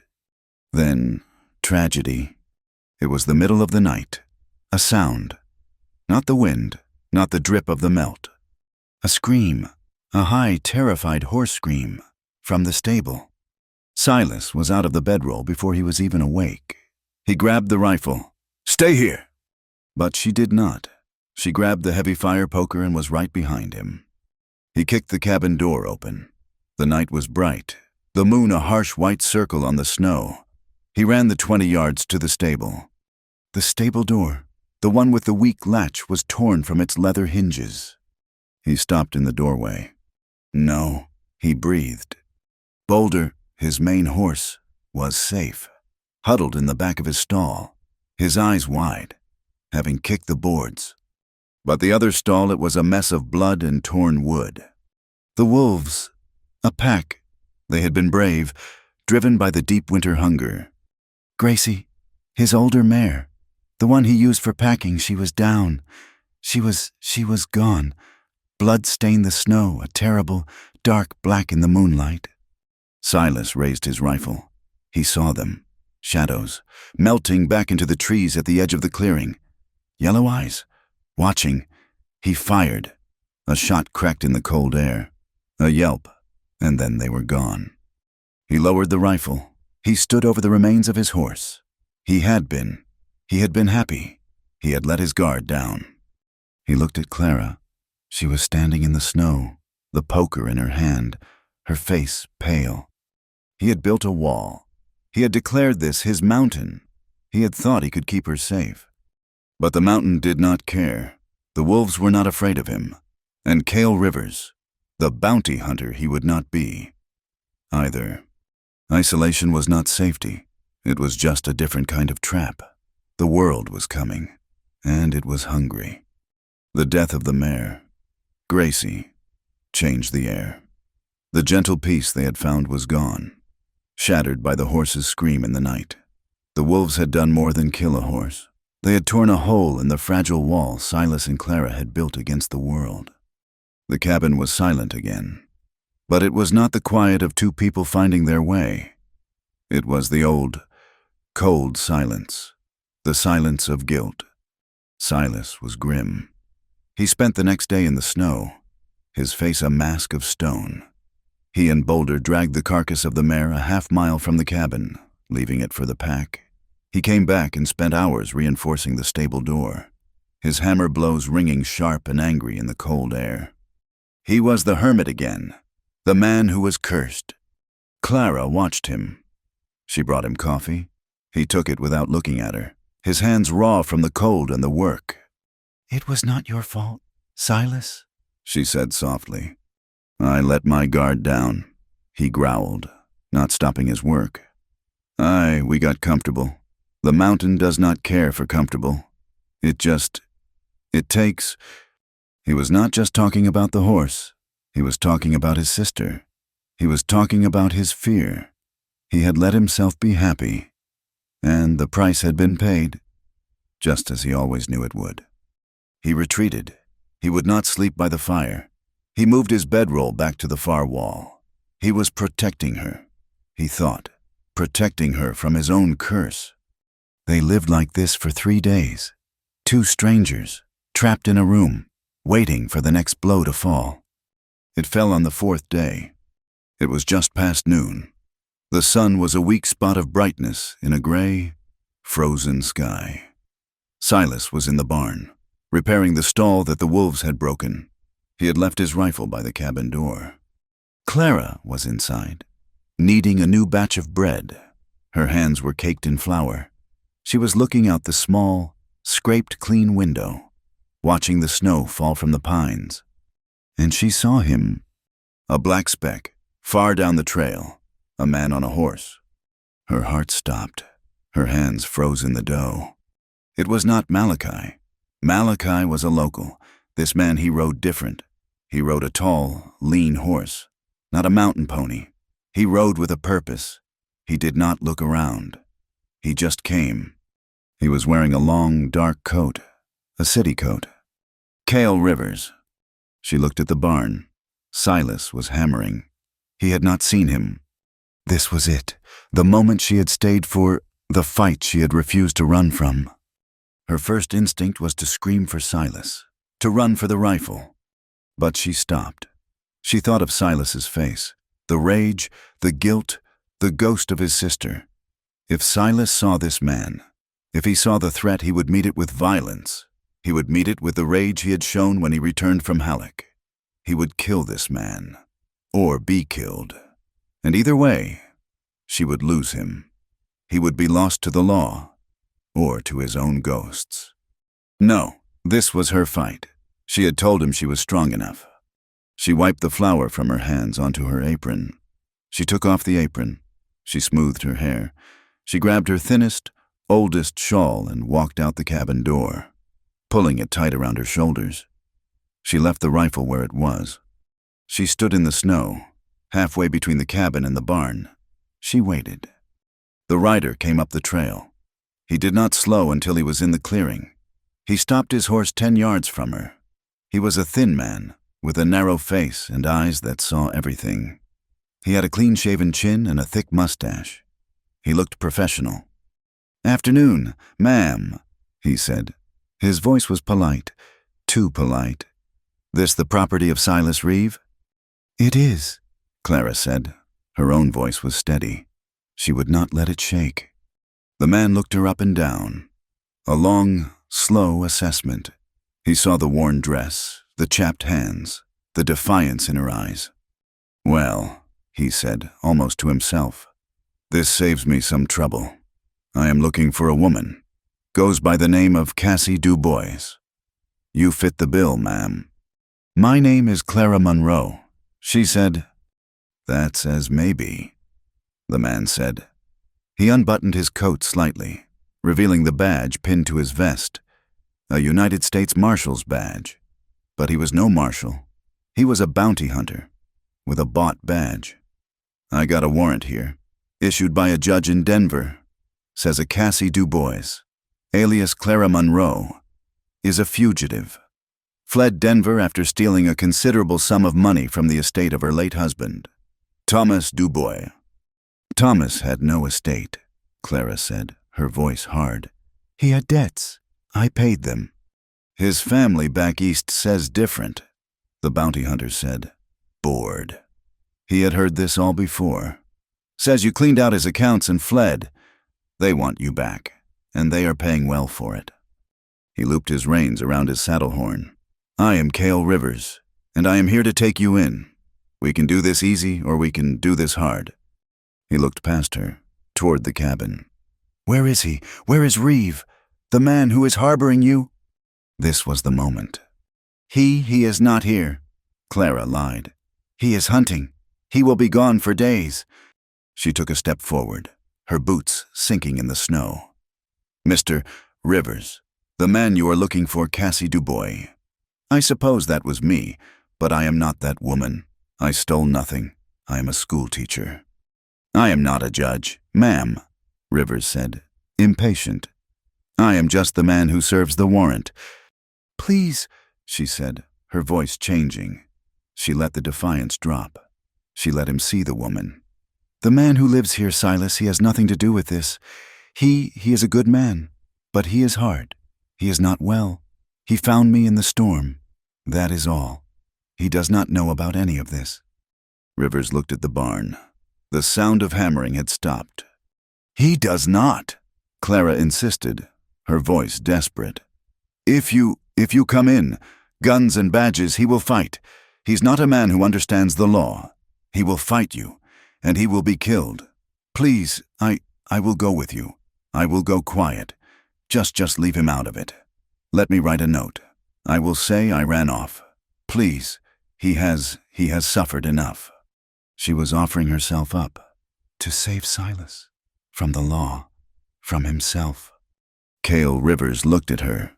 He saw her earnest, terrified face. He saw the cold, isolated cabin. This was going to be easy. No gunplay, no riding a raving hermit back to town. Just the woman. "You come quiet," he said, nodding. "You get on your horse, and we ride. And I never saw Silas Reeve. That sounds fair to me." He started to dismount. "Clara." The voice was low. It was not a shout. It was a rumble. Clara closed her eyes. "No." She turned. Silas was standing at the entrance to the barn, not 10 yards away. He was not holding the rifle. He was just standing. His hands were empty. His face was blank. "Silas," she said, This is not your concern. This is Mr. Rivers. He is a lawman. I have to go with him." Rivers sighed. He put his hand on the butt of his pistol. Mr. Reeve, this is official business. The woman is a fugitive. I am taking her in. You stay back and there will be no trouble. Silas looked at the man. He saw the badge. He saw the gun. He saw the man who had taken his sister. He saw the wolf who had killed his horse. He saw the world come to take the last thing he had. Clara saw his eyes. She saw the change. The emptiness was gone. It was filling with a black, killing rage. The rage he had kept locked down for 10 years. "No, Silas," she breathed. "do not." Silas took one step. I am warning you, Reeve, Rivers shouted, pulling his pistol from its holster. Stay back. Silas did not hesitate. He did not run at the man. He did not draw a weapon. He moved. He moved with a speed that was not human. He closed the 10 yards in 3 strides. Rivers raised his pistol. He did not even have time to aim. Silas hit him. He did not draw his own gun. His fist, hard as a forged hammer, struck the man's wrist. The sound of bone snapping was loud in the cold air. The gun flew into the snow. Rivers screamed. Silas did not stop. He grabbed the man by his city coat, pulled him from the horse, and threw him to the ground. Rivers scrambled, trying to get away, but Silas was on him. He had his pistol out, the one he carried on his belt, but he was not pointing it. He was holding it by the barrel. He raised it high and brought the heavy steel butt of it down on the man's head. The sound was a sickening thud. "Silas, no!" Clara screamed. Silas raised it again and again. He was not stopping. He was killing him. He was a machine. His face was a mask of pure, blank rage. He was not seeing Cale Rivers. He was seeing the painted face from his nightmare. He was killing the ghost. "Silas, stop! You are killing him! Stop!" Clara threw herself onto Silas's back. She grabbed his arm, the one holding the pistol. She clung to him, her feet scrabbling in the snow. He did not even feel her. He tried to shake her off. "Silas!" she shrieked, right in his ear. "Look at me. This is not him. This is not the raid. You are here. This is me. You are safe. Stop." The word raid had cut through the red haze. He froze. His arm was still raised. He looked down. Cale Rivers was not moving. He was a heap of dark wool in the snow. His face was a ruin of blood. Silas's arm was shaking. He looked at the pistol in his hand. It was wet, red. He dropped it. It fell silently into a snowdrift. He stumbled back, away from the body, away from Clara. He looked at his hands. They were covered in blood. He had done it. He was the curse. He was the poison. He was a killer. He had proved it. Clara fell from his back, landing on her knees in the snow. She was sobbing, tears freezing on her cheeks. She crawled to the bounty hunter. "Is he?" she whispered. She put a shaking, bloody hand to the man's neck. A pulse, faint, but there. He was breathing, a low, horrible, rattling groan. "He is alive," she wept. "Oh, God, he is alive." Cale Rivers stirred. He was trying to get up. He was terrified. He looked at Silas, who was standing by the barn like a statue of death, just staring at his own hands. "Go," Clara said, her voice shaking. "Get up!" The man could not. He was broken. "Silas," Clara said, her voice like steel. Silas did not move. "Silas, help me!" He looked at her. Get him on his horse," she ordered. Silas moved. He was in a daze. He walked over, grabbed the groaning bounty hunter by the front of his coat, and lifted him. He half threw him into the saddle. The man slumped forward, clinging to the horse's mane. My gun," Rivers mumbled, his mouth bloody. "You will not need it," Clara said. She ran into the cabin. She grabbed her carpet bag. She did not take the locket. She did not take the book. She took the small cloth purse at the bottom, her wages from the school, her last coins, everything she had. She ran back out. She threw the purse at Rivers. It hit his chest. Take it. She spat. It is all the money there is. You tell them you got caught in the storm. You tell them Cassie Dubois is dead. She froze. You tell them you never found her. Do you understand me?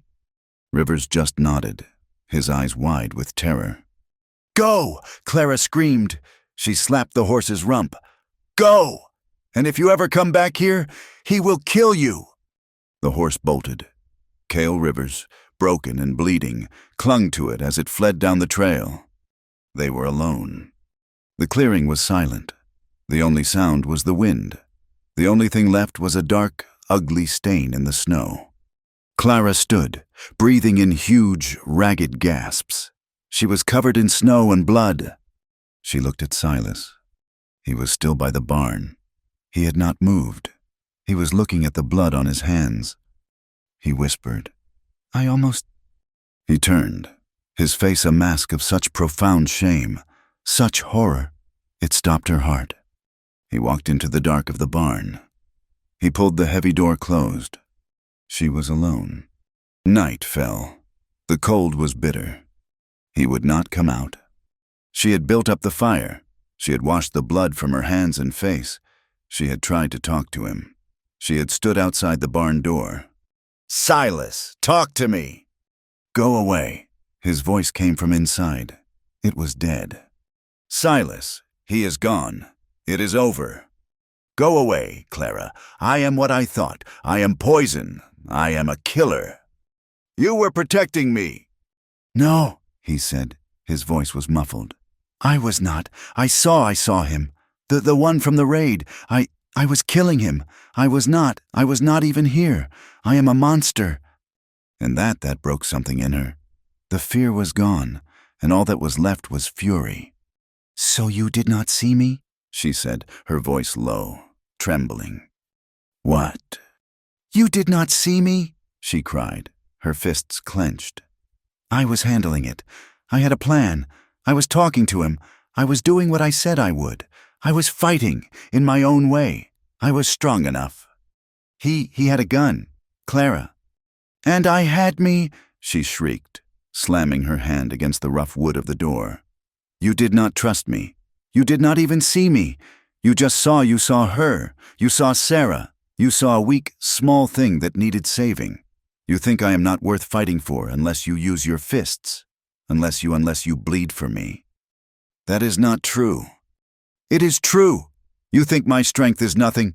You think the only strength that matters is that? She pointed at the dark stain on the snow. You are just like them. All of them. Malachi, my husband's enemies. You think the only answer is violence. You think I am not enough. He was silent. I cannot, she sobbed, the tears coming hot and fast. I cannot be your ghost. I cannot be the woman you saved just so you can feel better about the one you lost. I will not be your penance. Silas. She turned from the barn. She ran back to the cabin. She slammed the door, the bar falling into place. It was the first time she had ever barred it. It was deep night, maybe 3 a.m. The fire was embers. The cabin was cold. Clara was packing.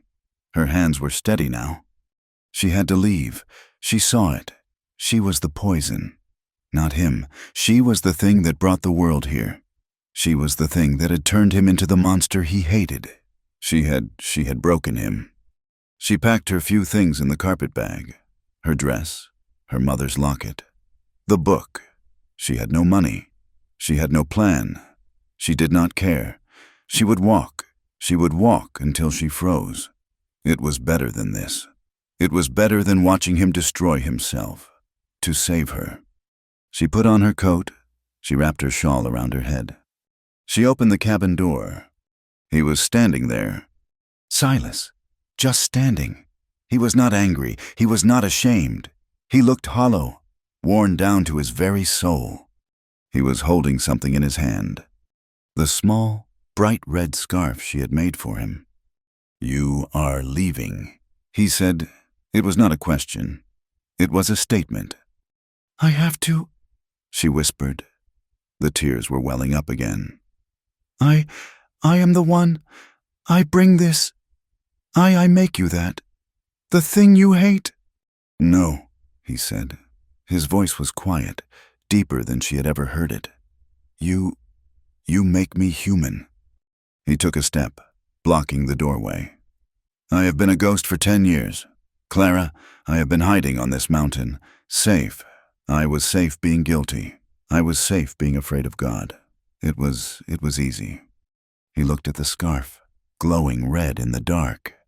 Today, when I saw him standing over you, I was not killing a ghost. He looked up at her, and his eyes were clear.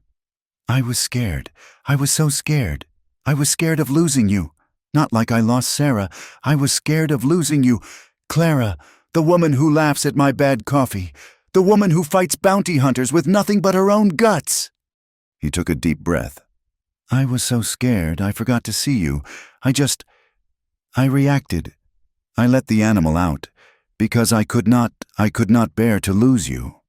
He stepped closer. I am not scared anymore. He held up the red scarf. I am not scared of her ghost.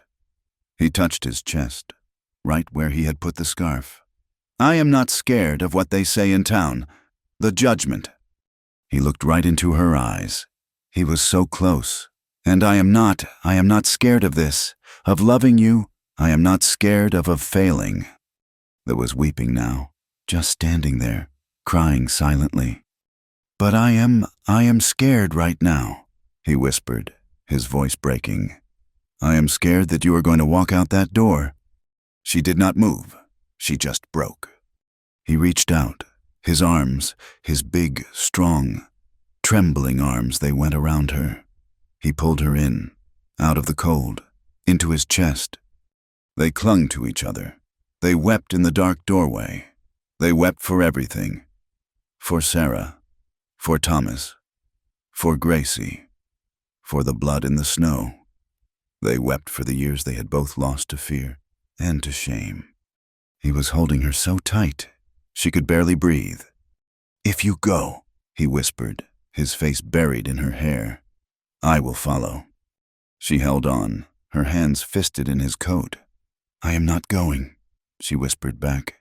I am not going. The thaw did not come gentle. It came like a war.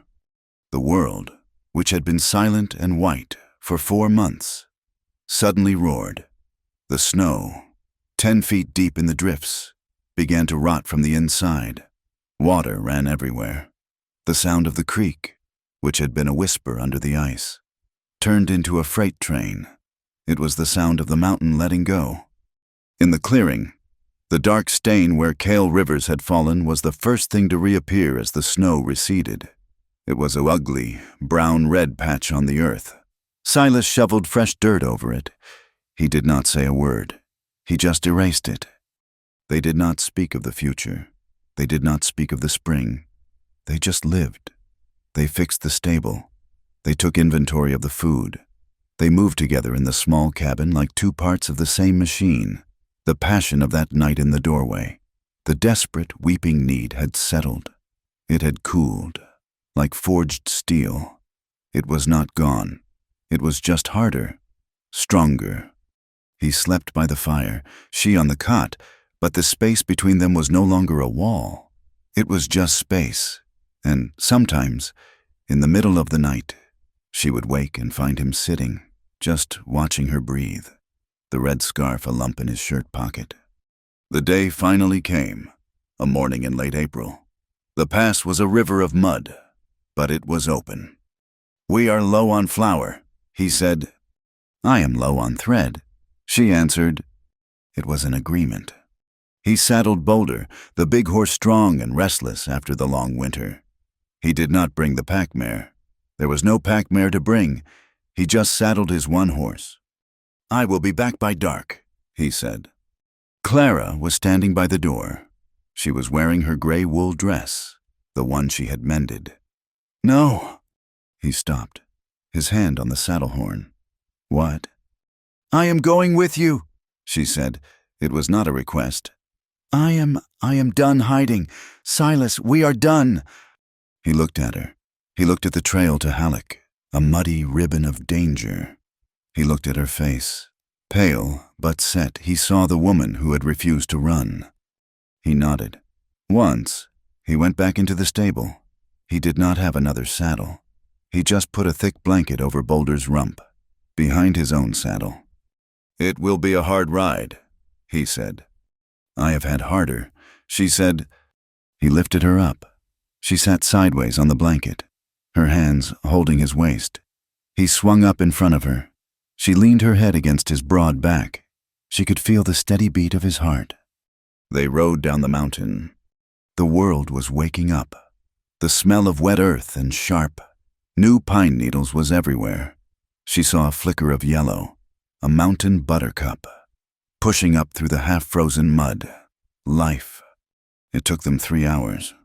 When they reached the flat, the town of Halleck was laid out before them. It looked small, mean, a collection of muddy boxes. As they rode down the main street, people stopped. They came out of the general store. They stopped sweeping their porches. The town had been gossiping all winter. They had wondered what happened to the school teacher. Most, like Jed, figured she was frozen in the pass, but some must have seen Cale Rivers when he rode back through, broken and silent. And now, here she was. She was not on her own horse. She was riding with the hermit, riding behind Silas Reeve, her arms wrapped around him. It was a statement. He did not stop at the general store. He did not stop at the livery. He rode straight to the small, white-steepled church. It was Sunday. The bell was ringing. He pulled Boulder to a stop right at the hitching post. He swung down. Then he turned, and he lifted Clara down, his hands at her waist, setting her on the ground as if she were made of glass. She looked at the church doors. She could hear the organ. They were singing a hymn. "Clara," he said. His voice was low. He was scared. She could hear it. She put her hand on his arm. His arm was like iron. "I am not scared." She lied. "I am," he said. She smiled. A small, real smile. "Good, then we will do it scared."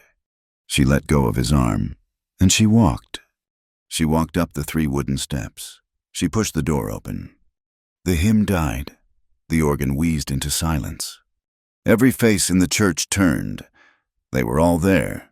Mr. Harris, Jed, Taggart, and in the front pew, in her Sunday finest, Mrs. Abernathy. The preacher, a young man named Preacher Davis, stopped with his hands raised.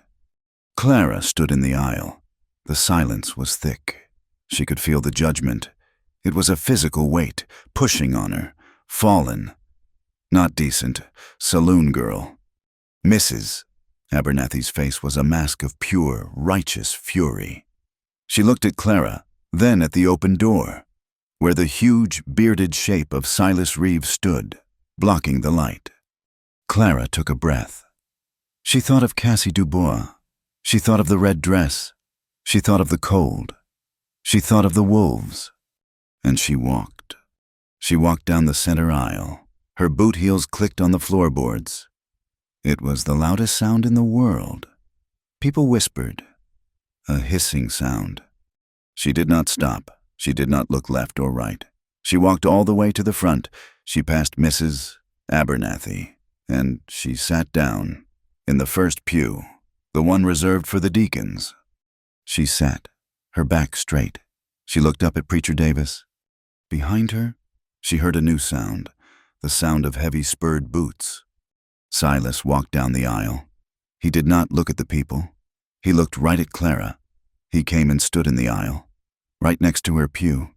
He did not sit, he just stood, a guard, a mountain, daring anyone to say a word. No one did. Mrs. Abernathy looked like she might burst. Preacher Davis, his face pale, cleared his throat. Let us continue. Page 42, A Mighty Fortress. The organ started again, weak and wavering. The singing was ragged. Clara sat. Silas stood. They stayed for the whole service. When it was over, Preacher Davis gave the benediction. The people began to file out. They did not file out normally. They hurried. They bunched up in the aisles, trying to get away from the front pew. They stared. They whispered. Mrs. Abernathy stood up. She looked at Clara. She looked at Silas. She opened her mouth. Silas turned his head. He just looked at her. He did not threaten. He did not scowl. He just saw her. Mrs. Abernathy closed her mouth. She turned, grabbing her husband's arm, and marched out of the church. Soon, they were alone, just the three of them, Clara, Silas, and the preacher. Preacher Davis was a young man. He was trying to bring God to a hard land. He looked tired. "Miss Monroe," he said, twisting his hands. "Mr. Reeve, this is highly unusual." Silas spoke. His voice was low, and it filled the empty church. "Preacher, we need to be married." The preacher's eyes went wide. "Married? Son, I cannot. The rules of the church, the town, the things they are saying." "I am not asking the town," Silas said. "I am not asking you. We are telling you. We need the strength of it." Clara stood up. "He means we are not doing this for show. We are not doing this for the town. They have already judged me.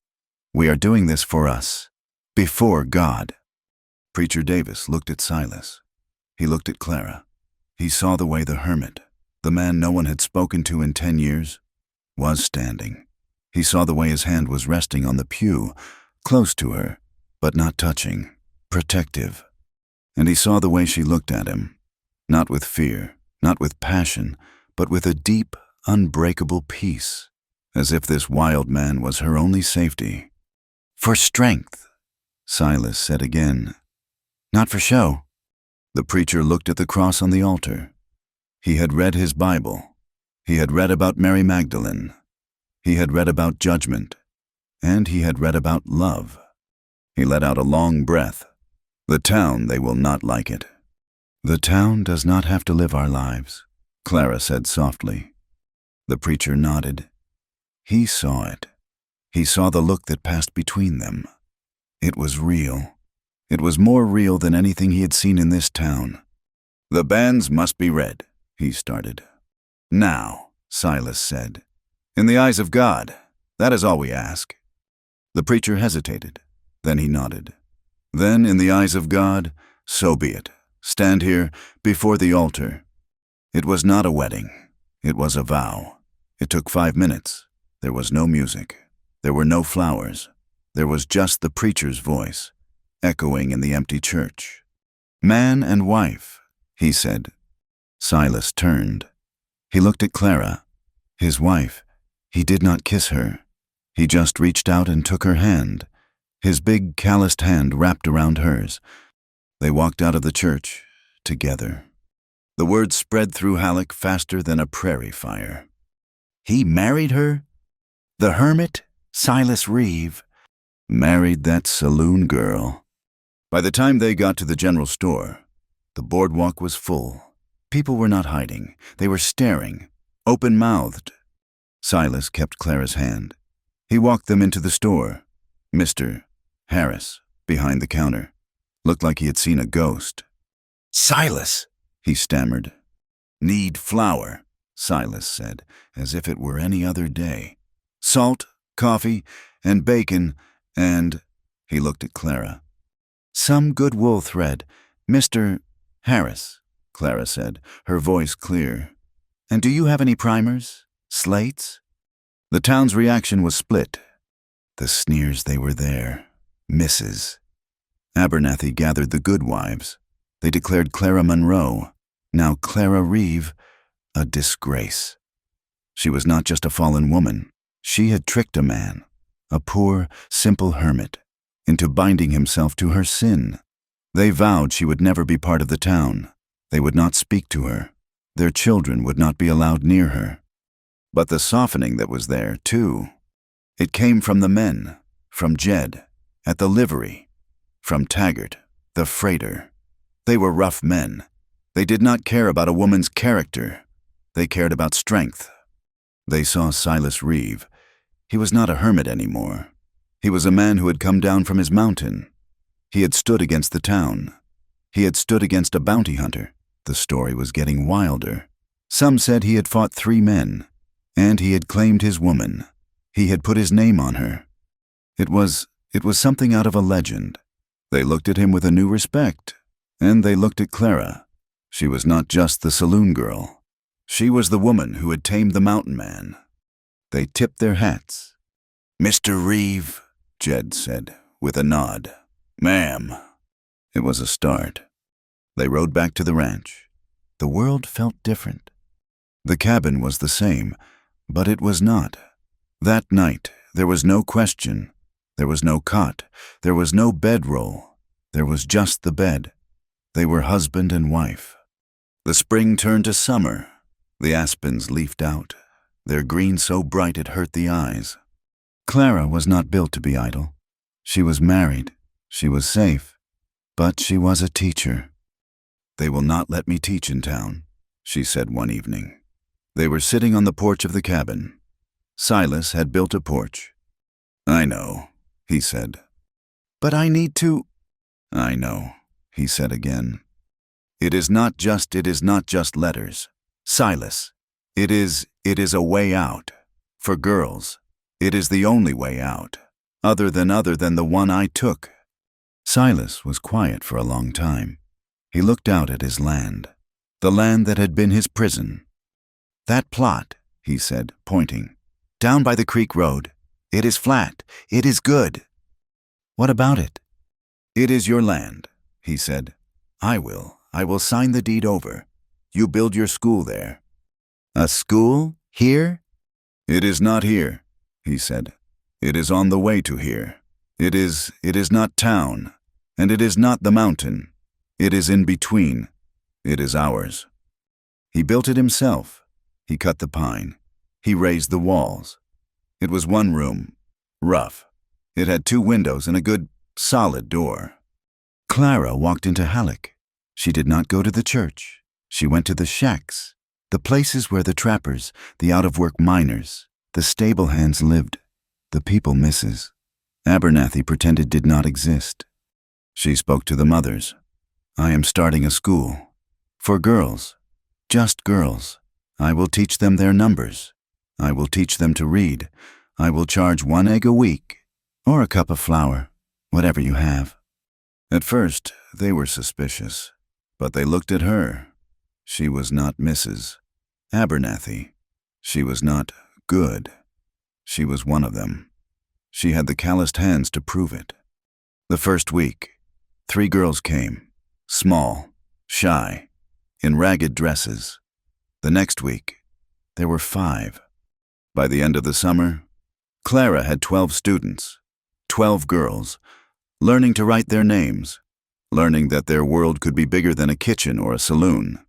Silas would watch. From a distance, he would sit on Boulder, up on the ridge, and just watch her. He never went in. It was her world. He was just the man who kept the wood stacked by her door.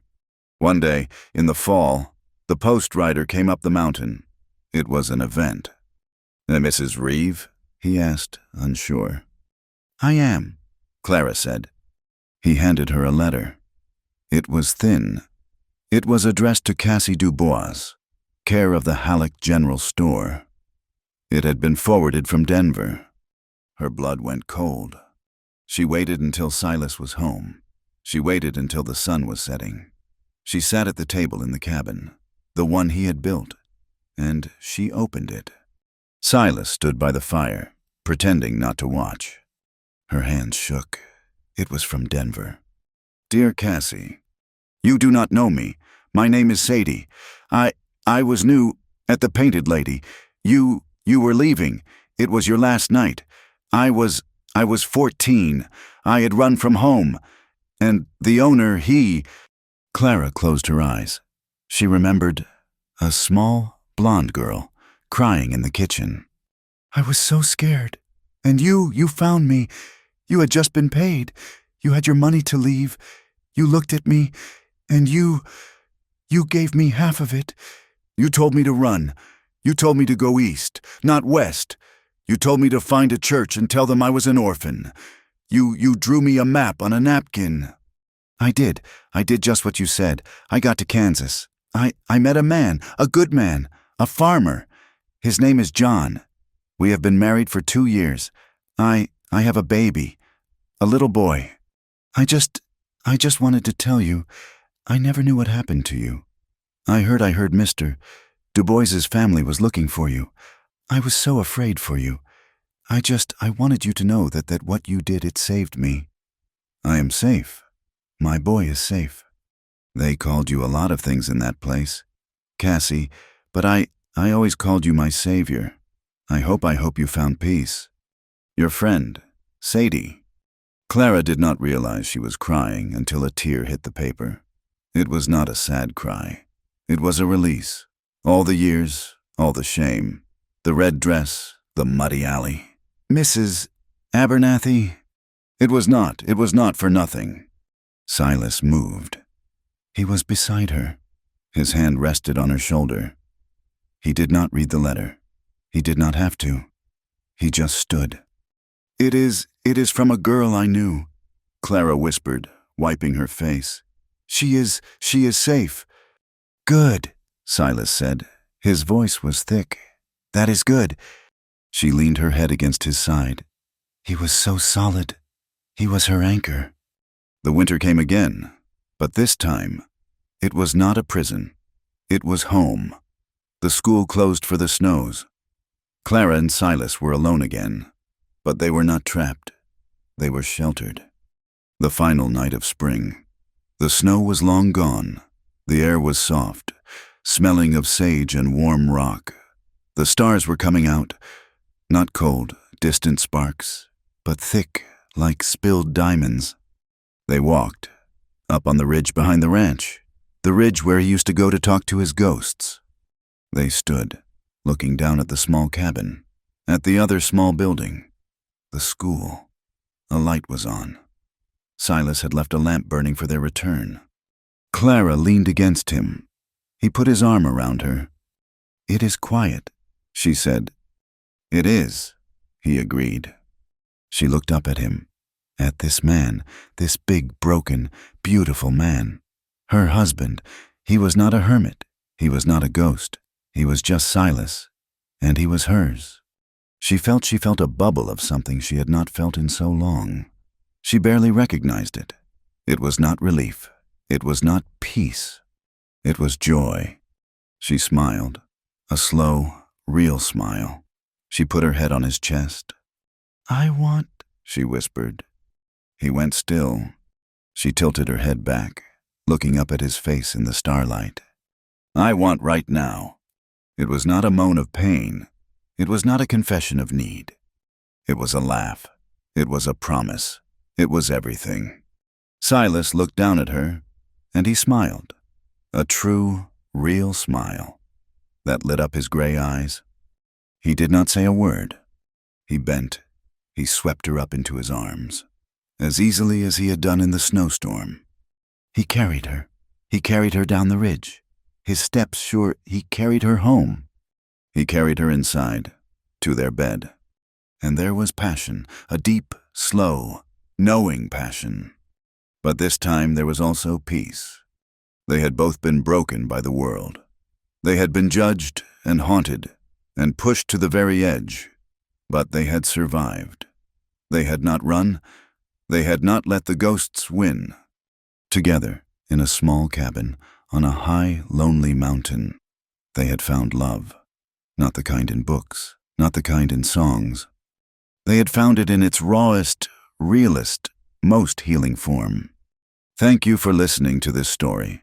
We would love to hear your thoughts, and please comment with where you are listening from, so we can all connect.